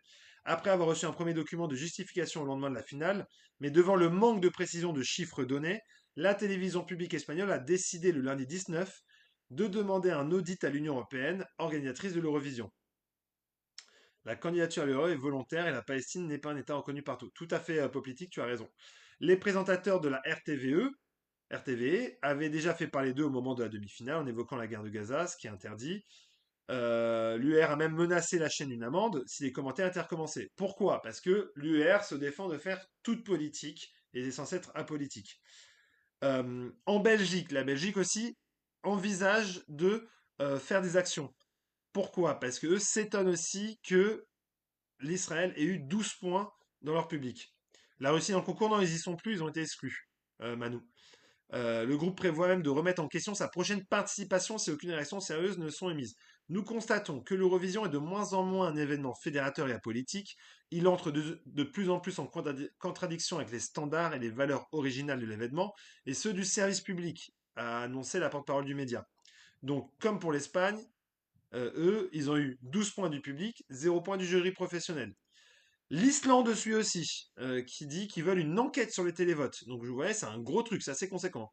Le gouvernement s'est fait désavouer par son peuple, c'est peut-être contre-productif. Le gouvernement de d'où Directeur de la chaîne islandaise a confirmé que la diffuseur demandait des explications. Nous allons bien sûr suivre l'évolution de la situation et demander à l'UER les mêmes informations sur le vote téléphonique que la chaîne nationale espagnole. Au total, elle a recaté 60 points auprès de jury et 297. Donc, le service de fact-checking de l'UER s'est justement penché sur la campagne massive d'Israël pour récolter des points. L'enquête précise qu'une agence de communication israélienne proche du gouvernement a créé une chaîne YouTube dédiée à New Day Will Rise. Cette chaîne et clips vidéo ont été diffusés du 6 au 16 mai pour un public très précis, les spectateurs grecs, monténégrins, luxembourgeois. Euh, Or, le règlement interdit ce genre de choses. Du côté français, qu'est-ce qu'il y a eu? Bah rien. Voilà. Rien, comme d'habitude. Je réponds à ta question après Manu, je fais juste le petit point. J'ai entendu dire que l'Eurovision pourrait être trop cher pour certains pays. Ouais, c'est exactement ça. C'est sûr que c'est cher. Donc, il y a une réponse quand même de la part de l'Eurovision. Il est important d'insister sur le fait que le système du vote du concours d'Eurovision de la chanson est le plus avancé du monde. Les résultats de chaque pays sont consultés et vérifiés par une équipe nombreuse afin d'écarter tout soupçon d'irrégularité. Un dispositif de contrôle de conformité indépendant examine les données des votes du jury et du public afin de s'assurer que les résultats sont valides. Nous sommes en contact constant avec les diffuseurs participants du concours Eurovision de la chanson et nous prenons leurs inquiétudes très au sérieux. Ta ta ta ta ta ta ta. Donc, comment est-ce qu'on peut avoir de la triche? Ce que plusieurs personnes se sont vantées sur les réseaux sociaux, c'est d'utiliser des cartes SIM différentes pour pouvoir voter de manière différente. Donc, si tu as une carte SIM française, visiblement, tu aurais pu voter pour la France en étant dans un autre pays. Donc, il y a eu cette manœuvre-là, plus la possibilité d'utiliser des VPN dans certains pays où on pouvait voter en ligne. On pouvait payer en ligne, mais en utilisant un VPN. Donc il y a la possibilité d'utiliser un VPN. Ce qui est sûr et certain, c'est l'objectif politique. C'est-à-dire que on a vu plusieurs campagnes sur les réseaux sociaux de personnes qui voulaient la candidate israélienne et qui ont demandé à toute leur communauté de voter pour la candidate israélienne dans le contexte du conflit israélo-palestinien. Donc en effet, il y a une part quand même de géopolitique dans l'Eurovision, et il y a quand même la question, merci Tess, est-ce qu'on pourrait avoir Angèle, Elena? Ça me fait penser à l'époque du Love Story, mais la faute d'orthographe, c'est politique. L'Espagne. Ah, ils veulent, désolé. Parce que je crois que j'avais dû mettre que l'Espagne au début. Euh, Désolé, Sarah. C'est pour faire croire que le peuple soutient Israël. Bah, en tout cas, c'est un but politique parce que le lendemain, bah, sur CNews, ils ont dit, bah, regardez, l'Europe défend Israël vu qu'ils ont voté pour la candidate. Déjà, c'est atroce pour elle parce que ça signifie qu'elle n'a pas été votée pour sa prestation, qui était une très belle prestation, mais simplement pour valider le gouvernement israélien. Ensuite, les télévotes, bah, c'est pas un vote démocratique, c'est-à-dire que tout le monde n'a pas le droit de voter, c'est payant, on a le droit de voter 20 fois pour la même personne. On est loin d'une grande démocratie si le vote il est payant et qu'on peut voter plusieurs fois pour la même personne. Donc forcément, les règles de l'Eurovision, elles sont quand même particulières. La cotisation annuelle est déjà de plusieurs centaines de milliers d'euros par pays. Ouais. Donc, la vraie question est plutôt de se demander, est-ce que dans, dans le règlement de l'Eurovision, on ne devrait pas se poser la question, est-ce qu'un pays en conflit, quel qu'il soit, peut participer? Et donc, par exemple, normalement, quand on gagne l'Eurovision, on est censé l'accueillir. L'Ukraine l'a gagné, n'a pas été en mesure de l'accueillir. Est-ce qu'il n'aurait pas fallu se dire, bah, tout pays en conflit, malheureusement pour lui, ne peut pas participer à l'Eurovision? Aurait-on imaginé la France en 39-45 participer à l'Eurovision en étant envahi par les Allemands? Ça paraît un peu particulier. Euh, donc, oui, oui, je suis d'accord avec toi, Adam, c'est plutôt nul les règles. Donc, on peut s'interroger sur la présence ou non d'Israël à cette Eurovision-là, notamment à un moment où, en fait, le vote ne devient plus un vote de musique, mais un vote politique. Et non même pas un vote géopolitique, c'est-à-dire je vote pour mes voisins, mais plutôt un vote de je soutiens, je vote pour soutenir la situation à Gaza du côté israélien. Et il est là, en fait, le souci. Imagine Israël gagne, genre ils vont aller là-bas et chanter alors qu'il y a des massacres. C'est ça, exactement Manu. Tout à fait. Donc, pour moi, le mieux serait de retirer les pays qui sont en conflit. C'est-à-dire que tout pays en conflit, et ça serait, on va dire, ma mesure, ma proposition, tout pays en conflit, quel qu'il soit, si le mouvement se veut apolitique, tout pays en conflit devrait ne pas participer à l'Eurovision. Ensuite, il y a aussi une règle quand même qui existe depuis toujours, pas dans l'Eurovision, mais en géopolitique, et dans tout conflit que même vous avez avec vos proches.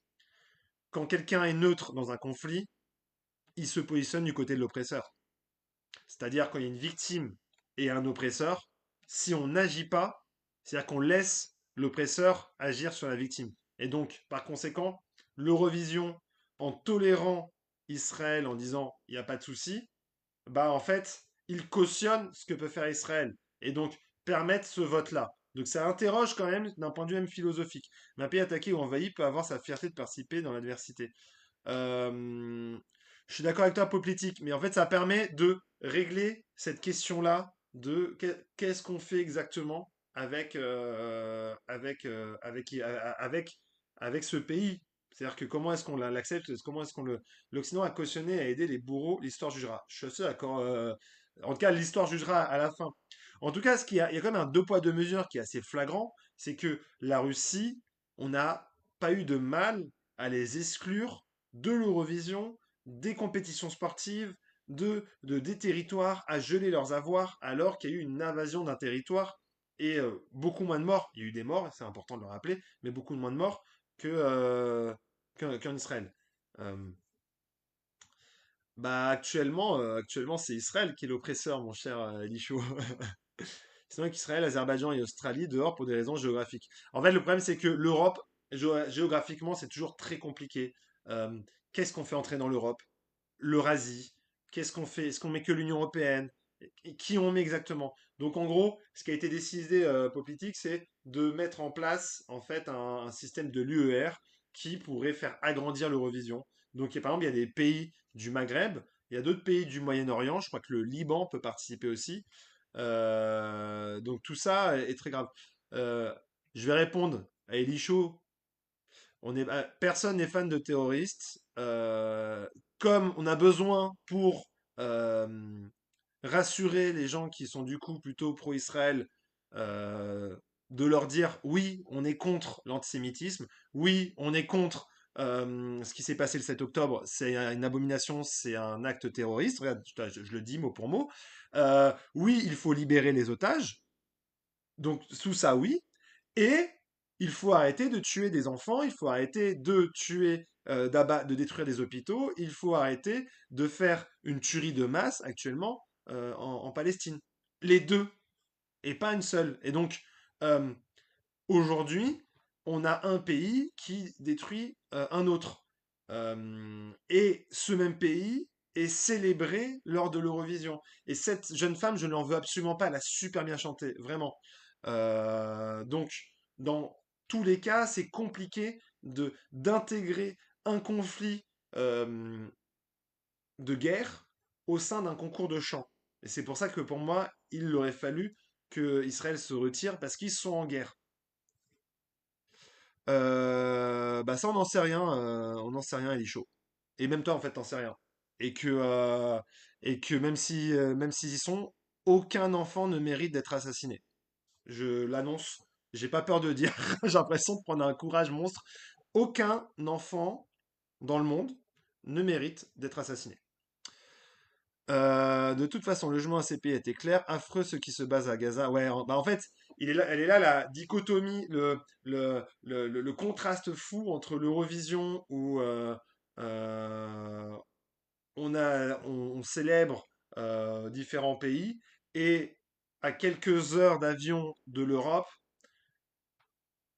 des pays qui meurent. Donc c'est vraiment atroce. Je pense que oui, je suis assez d'accord avec toi, Tony. Il aurait fallu qu'ils se retirent, mais même au nom d'eux-mêmes. C'est-à-dire que Israël s'estime en guerre, et ça, c'est leur politique. Et tout le monde, et je tiens à le rappeler, tout le monde a le droit de critiquer la politique de tous les pays, hein. Moi, je peux critiquer la politique française en tant que citoyen français. Je peux critiquer la politique russe. Je peux critiquer la politique états-unienne, et je peux critiquer la politique israélienne. Ça ne veut pas dire que j'ai un souci avec les Israéliens en tant que tels ou avec. C'est important à chaque fois de le rappeler, mais il faut le dire des deux côtés. Faut le dire des deux côtés exactement. Euh, donc voilà, tu es en conflit, comment tu peux aller chanter ou faire des tournois de foot ou des JO? Je suis assez d'accord avec toi, Manu. Je suis vraiment d'accord avec toi. C'est un vrai sujet qu'on a vu pendant pendant cette Eurovision. Je pense que ce qui a créé un choc. Je pense qu'il incite du coup l'Espagne et la Belgique à vouloir faire, et l'Islande du coup, parce que j'ai pas vu l'Islande, à vouloir faire une enquête dessus. C'est de se dire, à quoi bon participer à un show où les dés peuvent être pipés par un conflit armé qui n'a aucun lien direct avec les événements actuels? Le gouvernement est suprémationniste, il ne se retirera jamais de même. Trop de fierté. Ouais, je suis pour l'éradication du Hamas. Bah, je suis pour que, oui, oui, en tout cas pour toute personne qui crée du danger et qui peut causer la mort, je suis pour leur disparition. Oui, tout à fait. Mais ça, je pense que le monde est unanime quand même de dire, ouais, je sais. Arrêtez, Flo lui a donné la note de 15 à la candidate. Oui, alors, ce que je dis depuis le début, cette jeune femme, euh, elle a absolument rien fait de mal. Elle a bien chanté et sa présentation était très belle. Elle, j'ai plus son nom, mais elle n'a absolument pas le souci, elle n'a absolument pas le problème. Et, euh, et j'aurais voulu dans un autre monde, j'aurais voulu qu'elle puisse gagner, en fait, concrètement. J'aurais voulu qu'elle puisse l'emporter. Dans un monde où il n'y a pas de guerre, où il n'y a pas ce qui se passe actuellement au Moyen-Orient, elle aurait pu mériter de gagner si en fait il y avait eu un avis populaire. Et donc oui, pendant le live tout à fait politique, je l'ai mis une note de 15 sur 20 parce que j'ai trouvé qu'elle chantait bien, quand elle chantait bien, et la prestation était quand même très très belle. Après, le choc a été la différence de points entre ce qu'elle a été dans les dernières pour les jurys, et elle a été première, les premières du vote du public. Euh, Non, mais alors, Wallen, ouais, Yuval Raphaël, tu as complètement raison. Au-delà de ça, c'est vrai que son histoire est assez impressionnante. Moi, j'essaie vraiment je veux pas se prendre à cette jeune femme qui a en effet survécu au 7 octobre et qu'elle a chanté pour un peuple. Chacun après chante pour le sien. Déjà, tu n'es pas un pays européen, merci, au revoir. Ouais, alors après, Manu, ce que j'expliquais, c'est l'UER qui a permis l'ouverture de plein de pays. Je pourrais retrouver pays UER possible. Je vais te trouver ça. Où est-ce qu'on a ça?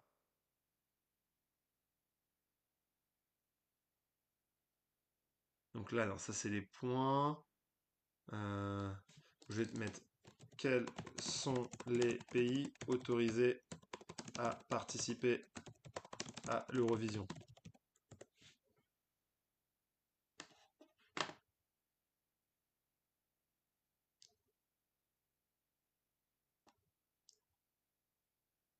Ouais, pas de.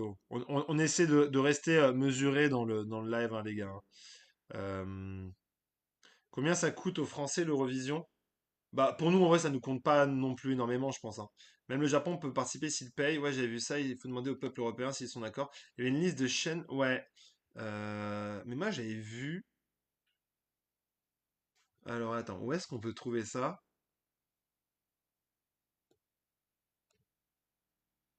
Je sais plus où il y a ça. Ou en route pour l'Eurovision?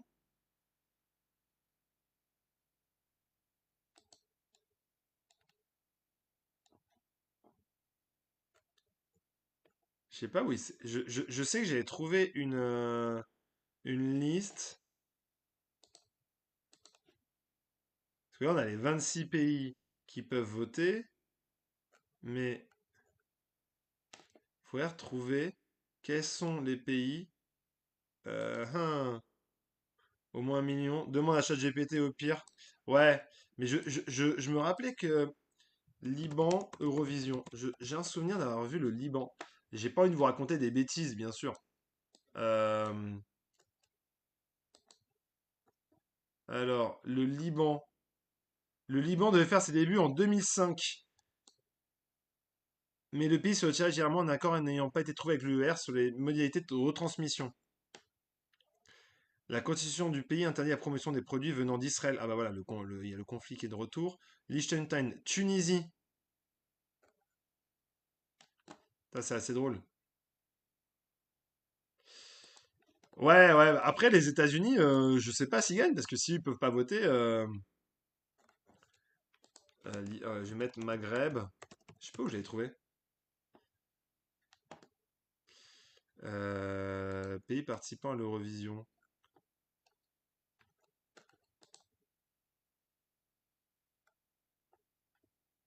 Ouais, c'est ça. Il y a même, on voit le Maroc. Le Maroc aurait pu. Les États-Unis. Ouais, c'est ça, le Maroc. Ouais, c'est ce que j'allais dire. Le Maroc. euh, Regarde, on a pas mal. On a même la Turquie. Donc il y a quand même pas mal de pays. Il y a quand même de pas mal de pays différents euh, qui ont pu participer à l'Eurovision. Donc il y a pas mal de choses assez différentes. Ça coûte l'équivalent d'un gros prime. Plus ou moins 1 million d'euros. Ouais. Bon, après, c'est des choses qui sont budgétisées, ça, qui sont déjà budgétisées à l'avance.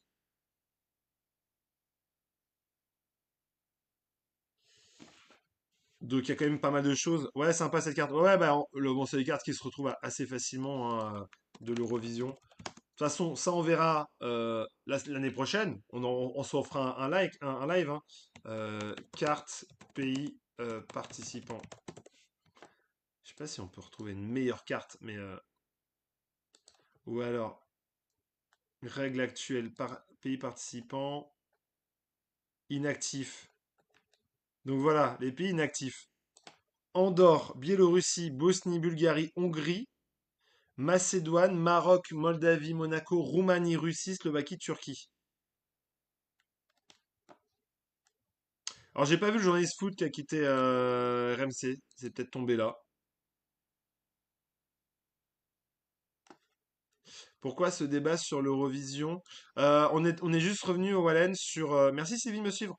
On est juste revenu au Wallen sur l'Espagne, la Belgique et l'Islande qui ont demandé une enquête sur les télévotes après les 297 points accordés à la candidate israélienne. Ils veulent savoir d'où ça vient, comment c'est possible. Donc voilà. Donc c'était le sujet qu'on a abordé avant le prochain on termine du coup dessus. Merci Philippe aussi, hein, n'hésitez pas ceux qui veulent s'abonner à s'abonner, à donner de la force, c'est super super sympa. Euh, Salut la room des médias, yes yes yes, on est là. TMC pour encore diffuser, bah c'est possible. On va passer au prochain sujet, la grille de priorise des chaînes publiques. Non, normalement ouais, politique, normalement ouais. On va passer du coup On quitte le sujet de l'Eurovision. Je pense qu'on a fait le tour, à part si on a des révélations qui arrivent, mais je pense qu'on a essayé de faire pas mal, on a brassé pas mal de sujets. Je voulais qu'on s'intéresse à la grille T18 qui est sortie. Oui, c'est Delphine. Tout à fait, Poplitique. La grille T18. Donc en gros, comme vous le savez, tous les mardis, on reçoit les grilles des chaînes de télévision pendant 2 semaines. Et donc, le 6 juin prochain, la chaîne T18, détenue par CMI Media, le groupe détenu par Daniel Kretinsky, qui a aussi des parts dans le monde, elle, Marianne, Télé 7 jours, donc va débarquer, lance sa nouvelle chaîne. Pourquoi l'Autriche a récolté rien en points publics les dernières années et là, comme par hasard, bim. Bah parce que je pense qu'ils ont apprécié sa presta, Wallen. Merci en tout cas pour la soirée que vous nous avez fait vivre. Oh, trop top. De rien, Fred. J'espère que ça vous a plu. Donc, l'un des visages phares de T18, c'est du coup Laurent Ruquier. Laurent Ruquier qui fera l'ouverture à 19h45. Je me suis trompé dans une de mes vidéos, j'ai dit 18h45. C'est 19h45. Euh, c'est 19h45. On aura l'ouverture de la chaîne avec Laurent Ruquier qui sera en plateau, qui va présenter la grille, qui va présenter les nouveaux visages. Donc Avache Midi et du coup rédactrice en chef de Elle et Mathieu Croissando, recruté de BFM TV, qui animera un talk en deuxième partie de soirée. Et donc on va voir cette grille des programmes.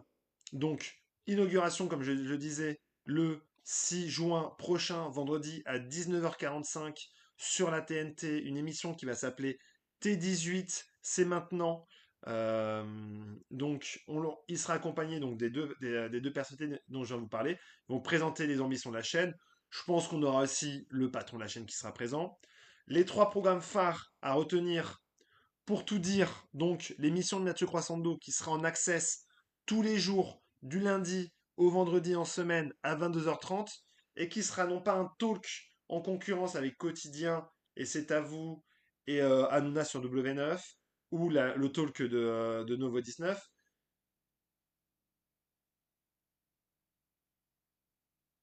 Ouais, bah, non, mais j'ai dit que je passais à autre chose. S'il y a autant de votes du public, c'est que nous, Israéliens, on est compris. Non, ça veut pas dire ça, Alicho. On a déjà parlé tout à l'heure, mais les gens peuvent voter 20 fois pour la même personne, donc c'est sûr que ça peut faire monter les audiences. Euh,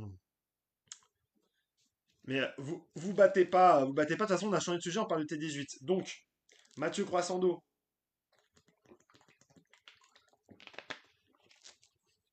Mathieu Croissando, il aura cet access-là qui sera en frontal avec C'est ce soir tous les jours. Donc, c'est un choix qui est pour le coup assez osé d'avoir une émission qui sera politique, qui reviendra sur l'actualité de la journée à 22h30. Donc, comme on en a parlé la dernière fois, il y aura une volonté euh, de late show, un late show. Pour tout dire, ça fait penser à C'est dans l'air. Il y avait une émission, Tony, qui s'appelait C'est-à-dire. On a bu en même temps, tic-tac. Ah ouais, c'est vrai. Sauf que moi, je parle. Je sais pas si tu parles en même temps. Le sujet était l'Eurovision de toute façon et non le conflit. Tout à fait, Karim. Donc, on aura cette émission. Donc, pour tout dire, c'est vrai qu'il rappelle un peu C'est-à-dire ou C'est dans l'air euh, dans l'idée. Mais en tout cas, je pense qu'on va avoir un plateau avec des chroniqueurs qui vont venir sur une actualité et sur les sujets de société de la journée. Ensuite, on aura l'émission En quête de sens. Donc, c'est une émission qui sera du coup le lundi soir, présentée par Avad Jashmidi, qui sera du coup un documentaire, donc un doc qui sera pas l'émission, qui sera juste un doc, et un débat qui va être mené sur des thématiques sorties du doc et mené par Avad Jashmidi. Son nom est super dur. Merci Sarah de me suivre. Son nom est super dur à dire. Ouais, ouais, je suis assez d'accord avec toi. Politique, le titre, il est un peu compliqué. Non, je ferai pas de live sur Israël, mon cher Elisho. S'il vous plaît, en commentaire, on se ressaisit. Le sujet, c'était l'Eurovision. On est passé à autre chose. Merci, Tess. Ava Jash Midi. Ah, Jam Shidi. C'est super dur. Donc là, on est un peu sur le format France Télévisions, c'est-à-dire les soirées continues. Euh, ouais, les chroniqueurs, on n'a toujours pas de nom. Est-ce qu'on aura Enthoven, Forest, Polony, moins de chance. Il y a moins de chance de Polony de rappeler Polony pour le coup, Tony. Euh, donc on va avoir on va avoir cette émission-là. Je sais pas du tout quel impact ça aura parce que les émissions de soirée continue, c'est pas des émissions qui fonctionnent toujours forcément. Donc c'est à voir. Et du coup, l'émission qui est très attendue, c'est l'émission Chez Ruquier. Chez Ruquier, une émission qui sera culturelle, dans laquelle il va recevoir des artistes, des chanteurs, des scénaristes, ils vont parler de bande dessinée, d'expositions, de films, de séries, donc d'albums. Donc on aura vraiment une émission culturelle. Laurent Ruquier a déjà annoncé, donc ça va s'appeler Chez Ruquier, ça sera le samedi soir à 21 h en prime time. Ça va ressembler à On n'est pas couché, je pense, sauf qu'il n'y aura pas de politique. Pour le moment, Ruquier est le seul visage populaire de cette chaîne. Ça sera du prime, donc c'est aussi quelque chose qui est assez intéressant. Euh, donc ça va être aussi quelque chose qui va être plutôt intéressant à suivre. Donc il n'y a pas de politique, ça va être en prime time, que des gens culturels. Il y aura un humoriste différent chaque semaine. Ce n'est pas du direct de ce qu'a annoncé Ruquier dans ses médiatiques. Est-ce qu'il en fera peut-être? Ensuite, Ruquier, il n'est pas bête. Ça va durer, je pense, 2 heures jusqu'à 23 heures.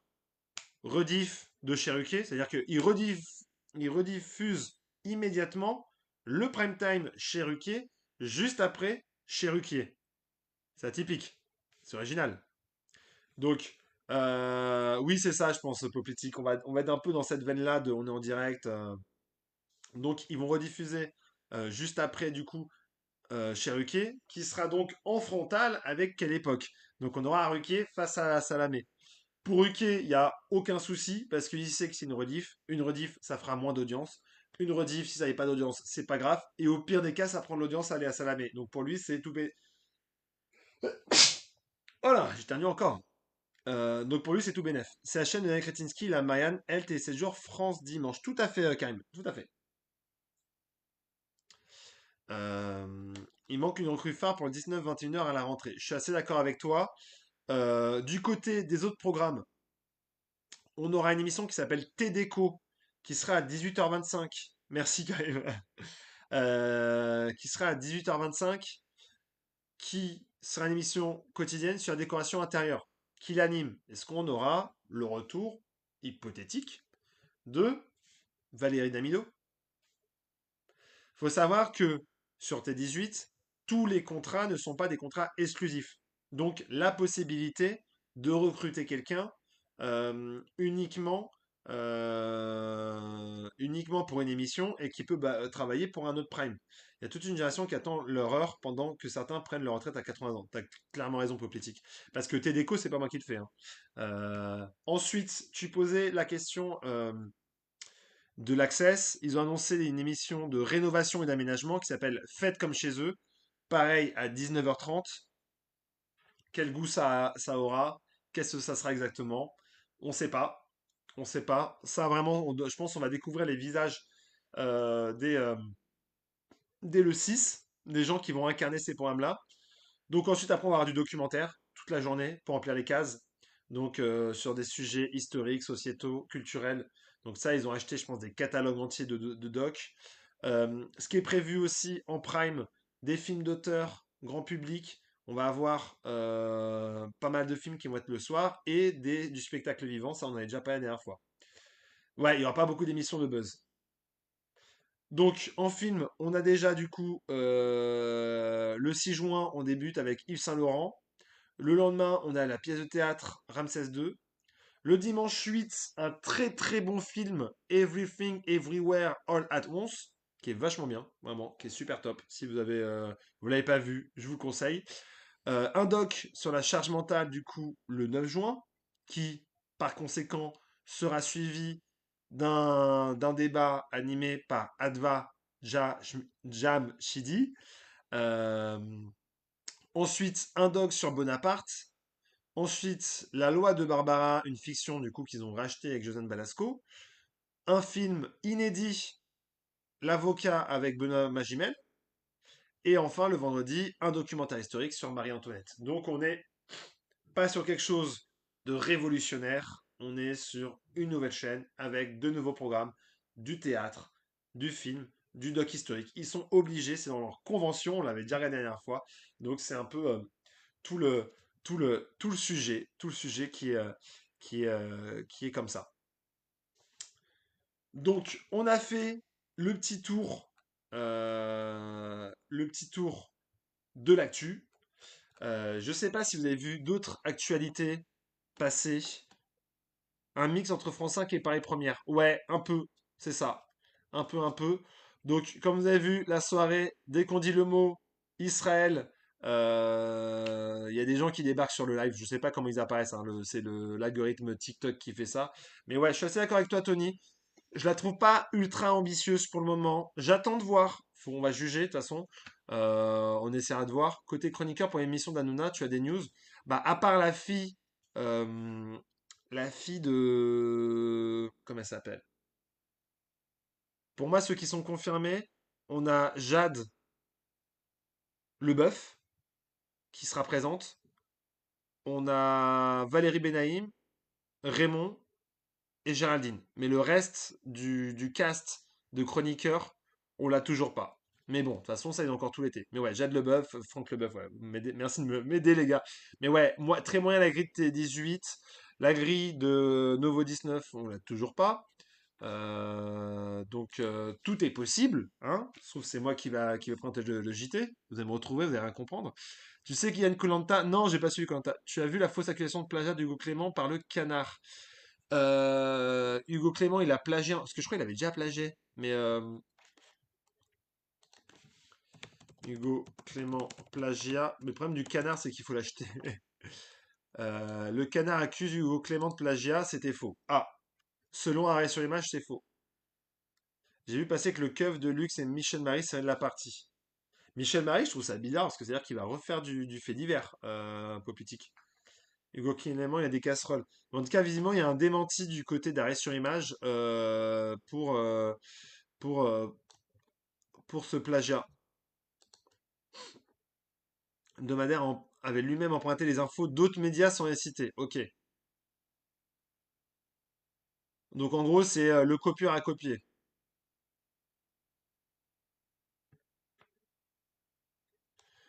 En fait, tout le monde se copie, quoi. C'est tout le monde se copie. D'où la fausse Ouais, c'est ça. Exactement. Le fait divers n'est pas interdit dans le contrat. Ouais, complètement. Mais bon, je trouve ça un peu bizarre de la part de Cyril de faire. Mais en vrai, t'as raison, c'est clairement possible. Euh, Moi, j'ai pas vu ces informations-là à l'indicatif politique. Donc moi, je ne peux pas m'avancer sur le sujet des chroniqueurs d'Hanouna confirmés, à part ceux qui ont été confirmés. Ouais, je pense qu'il y aura de la politique, quoi qu'on. En vrai, parler de société, c'est parler de politique indirectement. Je suis pas sûr que les 18 et Nouveau 19 sont des chaînes attendues par les Français. Non. Je pense qu'il va leur falloir des très très gros coups. C'est-à-dire que Ruquier faudra. Après, Ruquier, il a un carnet d'adresse qui est monstrueux, mais il faudra qu'il puisse faire venir des grosses personnalités dès sa première pour que les gens viennent un samedi soir.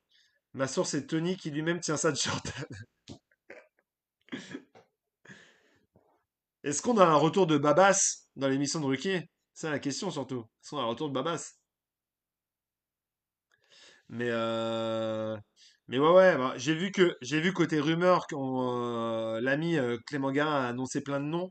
Pareil, une nouvelle fois, je peux pas les confirmer à 100%. Donc, Novo 19 va durer un an. Ouais, c'est ton truc. À quand une des émissions de télé?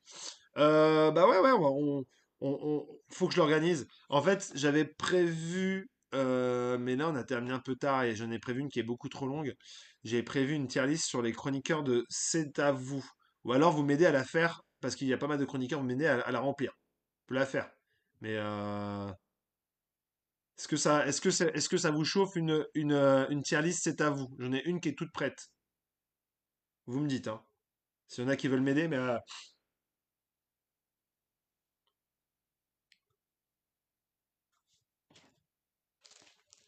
j'attends de voir ce que vous me dites. Tu connais deux chroniqueurs? Ouais, ouais, c'est ça. Je l'avais sous la main, c'était au cas où, si on allait trop vite, mais en fait, on a fait une bonne heure 40 et une émission d'une heure 40, c'est déjà pas mal. Euh, donc ouais, donc je pense que je vois que ça vous chauffe pas trop, donc c'est pas bien grave. On va essayer de se faire une tier list émission télé. Moi, ce que je pensais faire, là on parle un peu édito ensemble, chaîne des émissions éditoriales. Je pensais faire pour la fin d'année, on va se faire des tier lists des émissions télé par chaîne pour faire le bilan de l'année. C'est-à-dire, quelle a été la meilleure émission de la saison de TF1, la meilleure émission de la saison de France 2, de France 3, de M6, peut-être pas de toutes, mais voilà, de certaines grosses chaînes. On fera, faudra qu'on le fasse. Les personnalités des chaînes info, je pense que vous en avez envie. Je pense qu'on va se retrouver avec des dingos dans le chat, mais je sais que vous allez être forts. On pourrait se faire une tier list de Radio France aussi, d'autres radios. Ouais, on pourrait essayer. Attendez, alors, c'est quoi? Je me note euh, le top émission de la saison. Parce que, après, sur chaque chaîne, il y a beaucoup d'émissions. Par chaîne, un top radio. On fait les médias d'or. Bah ouais. Bah tu sais quoi, on devrait faire ça, Tony. On se fait une spéciale. Non, Tony, pas l'Arcom. On respecte l'Arcom. C'est les juristes. C'est les juristes. Mais ouais, on refait les médias d'or. Ça pourrait être pas mal. En gros, on essaie de. On pourra faire ça, je pense, en fin de saison. Ouais, Tony était top, justement. Moi, je respecte quand même l'autorité de l'Arcom, même si des fois, je suis pas d'accord avec ce qu'ils peuvent, la décision finale, mais c'est comme une décision de justice. Euh, Juste avant de lancer la tier list, ne prononce pas le nom de certains pays pour éviter des dramas. Non, mais ouais, mais je pense que on va faire un top aussi de chaîne info.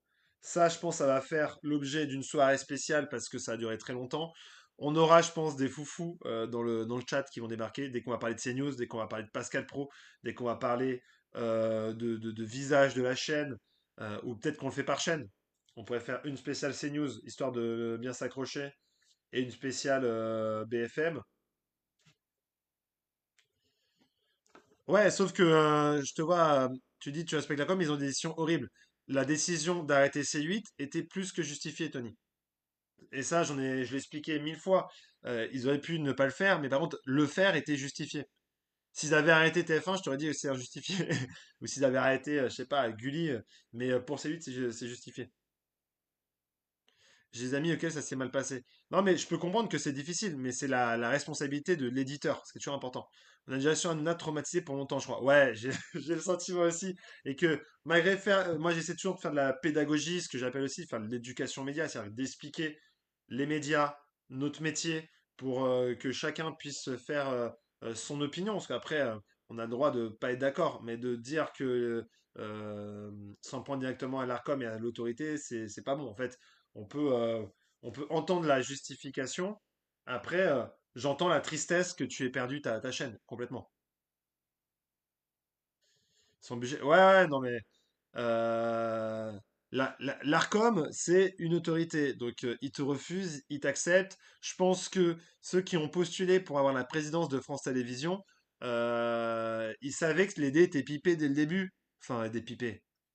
Faut me dire ça, mais en gros, tout le monde disait que Delphine Hanot allait être réélu direct après, et c'est ce qui s'est passé. Donc c'est vrai que c'est difficile quand tu sais d'avance euh, que les dés pourraient être pipés, de vouloir participer à des choses comme ça. Mais j'entends complètement, Tony, le, la frustration. Mais en fait, c'est ça avec tout. C'est-à-dire que quand tu vas demander un projet à la région, tu peux te faire recaler.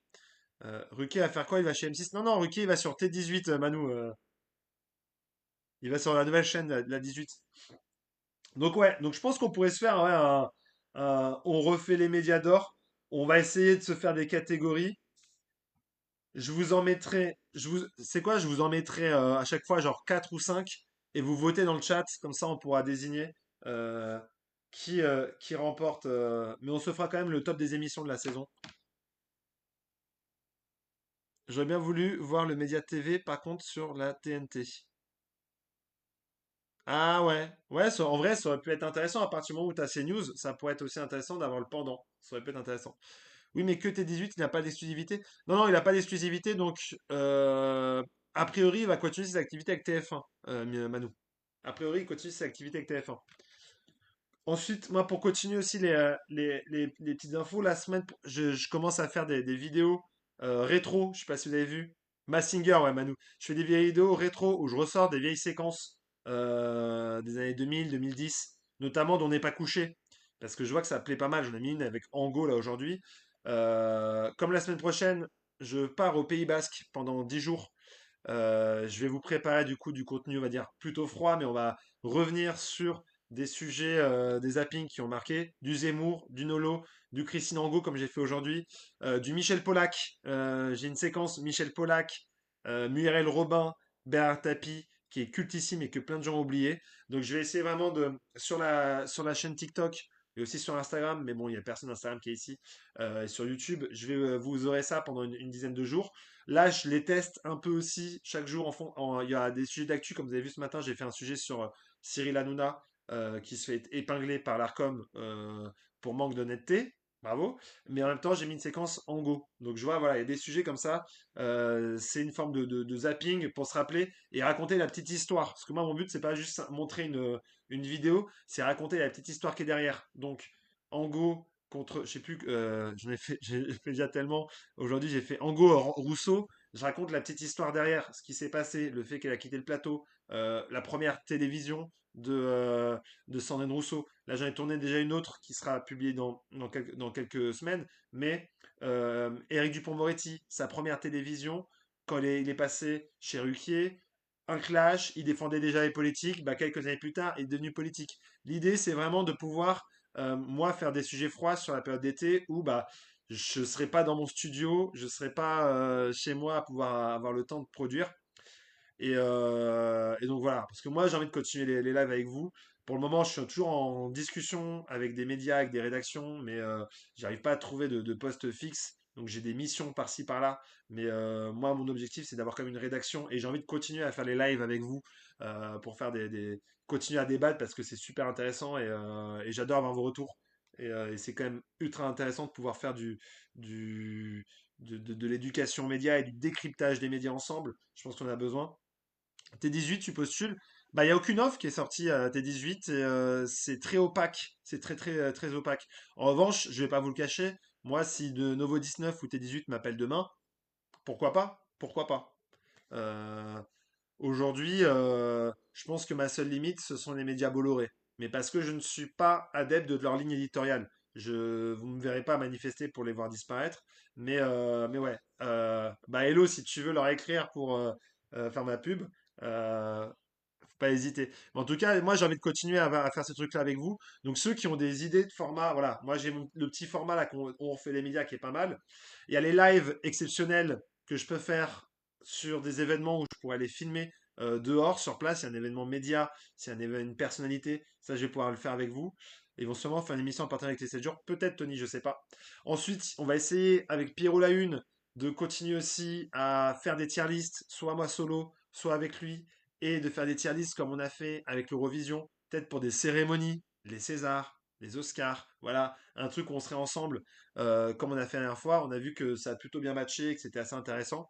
C'est vrai que le format Eurovision est vachement pas mal. Il faut prévoir des trucs cet été parce que la télé, il y a R. Ouais, c'est ça. C'est pour ça que je réfléchis avec des formats froids. Moi, j'ai 10 ans de journalisme média dans les pattes. Je peux vous dire que des séquences télé, folle. Je pense qu'il y en a plein que vous avez oublié et que je vais vous en ressortir des complètement dingues et j'ai envie de vous les montrer et vous raconter là, toujours la petite histoire derrière. D'où ça vient, pourquoi, qu'est-ce que ça raconte de la télévision. J'en ai fait une hier parce qu'en fait je suis parti bosser parce que j'organise toujours, là je participe à l'organisation de la tournée contre la désinformation que je vais faire cet été. Je vais participer en tout cas cet été. Je ne serai pas du tout en région parisienne pendant 10 jours. Je serai entre Angers sur les routes dans un camion jusqu'à Limoges pour aller à la rencontre des publics. Et donc sur cette période-là, bah, je vais pas pouvoir faire de vidéo. Donc pareil, il me faudra du contenu froid et je vous ferai des séquences. Donc vous en faites pas, T8 et 9 ont besoin de se démarquer. Et bah qui fasse appel à moi. Même le dimanche, il n'y a rien. D'ailleurs, je peux vous aider. J'ai Lina de mon disque dur. Bah, si tu as des séquences de Lina qui sont présentes, n'hésite pas. Par exemple, sur la mort de Daniel Bilalian, j'ai trouvé une séquence face à un Bernard Tapie qui est cultissime. Tu sais prêt à avoir Enthoven et Caroline Forest comme chroniqueur? Oula, dans une émission, c'est compliqué à réfléchir. Après, je pense pas ils me prendront en présentateur sur T18, hein. Ouais, mais en tout cas, c'est vachement top. J'avoue, les dimanches, c'est sinistre. RIP Jacques Martin. Ouais, le dimanche, il n'y a plus grand-chose. Après, il y a toujours ces médiatiques pour ceux qui aiment la télévision. Et après, il faut attendre plus tard dans la journée. Euh, donc après, voilà, il y a du politique. Le dimanche, c'est du politique. C'est ceux qui aiment la politique. Donc voilà. À part Drucker, les émissions de foot, c'est mort. Tout à fait, Thierry. Donc voilà un peu le programme. Donc selon toi, Secret Story va combien en prime les jeudis? Va combien en prime les jeudis sur TFX? Ça, si tu me demandes si ça sera en prime sur le jeudi sur TFX, va faire combien de prime les jeudis sur TFX? Bah, je pense, c'était combien de saisons? Je pense qu'ils vont rester sur le même nombre que l'année dernière fois, hein. En démol, ils vont partir sur le même nombre que la saison dernière. Bah, j'espère que ça vous plaît toujours autant. Euh, Ah, tu parles en audience, tu penses à faire combien? En audience, je pense que ça va faire en prime. Allez, je dis 500 000. Je dis 500 000 les premiers et ça peut peut-être descendre à 350 000. C'est mon objectif. Les images d'Ina Media Pro ne sont pas bloquées sur TikTok. Bah moi pour le moment non. Poplitique, j'avoue que j'en ai mis une. Après on joue pas mal dessus. Moi je pense que, en tout cas pour revenir sur le sujet Secret, je pense que ça peut faire un démarrage à 600-700 000 et ça redescendra plus autour de 350-400 000. Téléfoot dimanche matin, Disney Paradis, ça cartoon le film dimanche. Ouais, ouais, il y a pas mal de choses. Donc il y a des choses, je pense, à faire le dimanche, en effet. En tout cas, voilà, j'espère que ça vous a plu. Je vais vous mettre un petit générique pour clôturer quand même euh, YouTube. Je sais ce que je vais mettre, on en parle.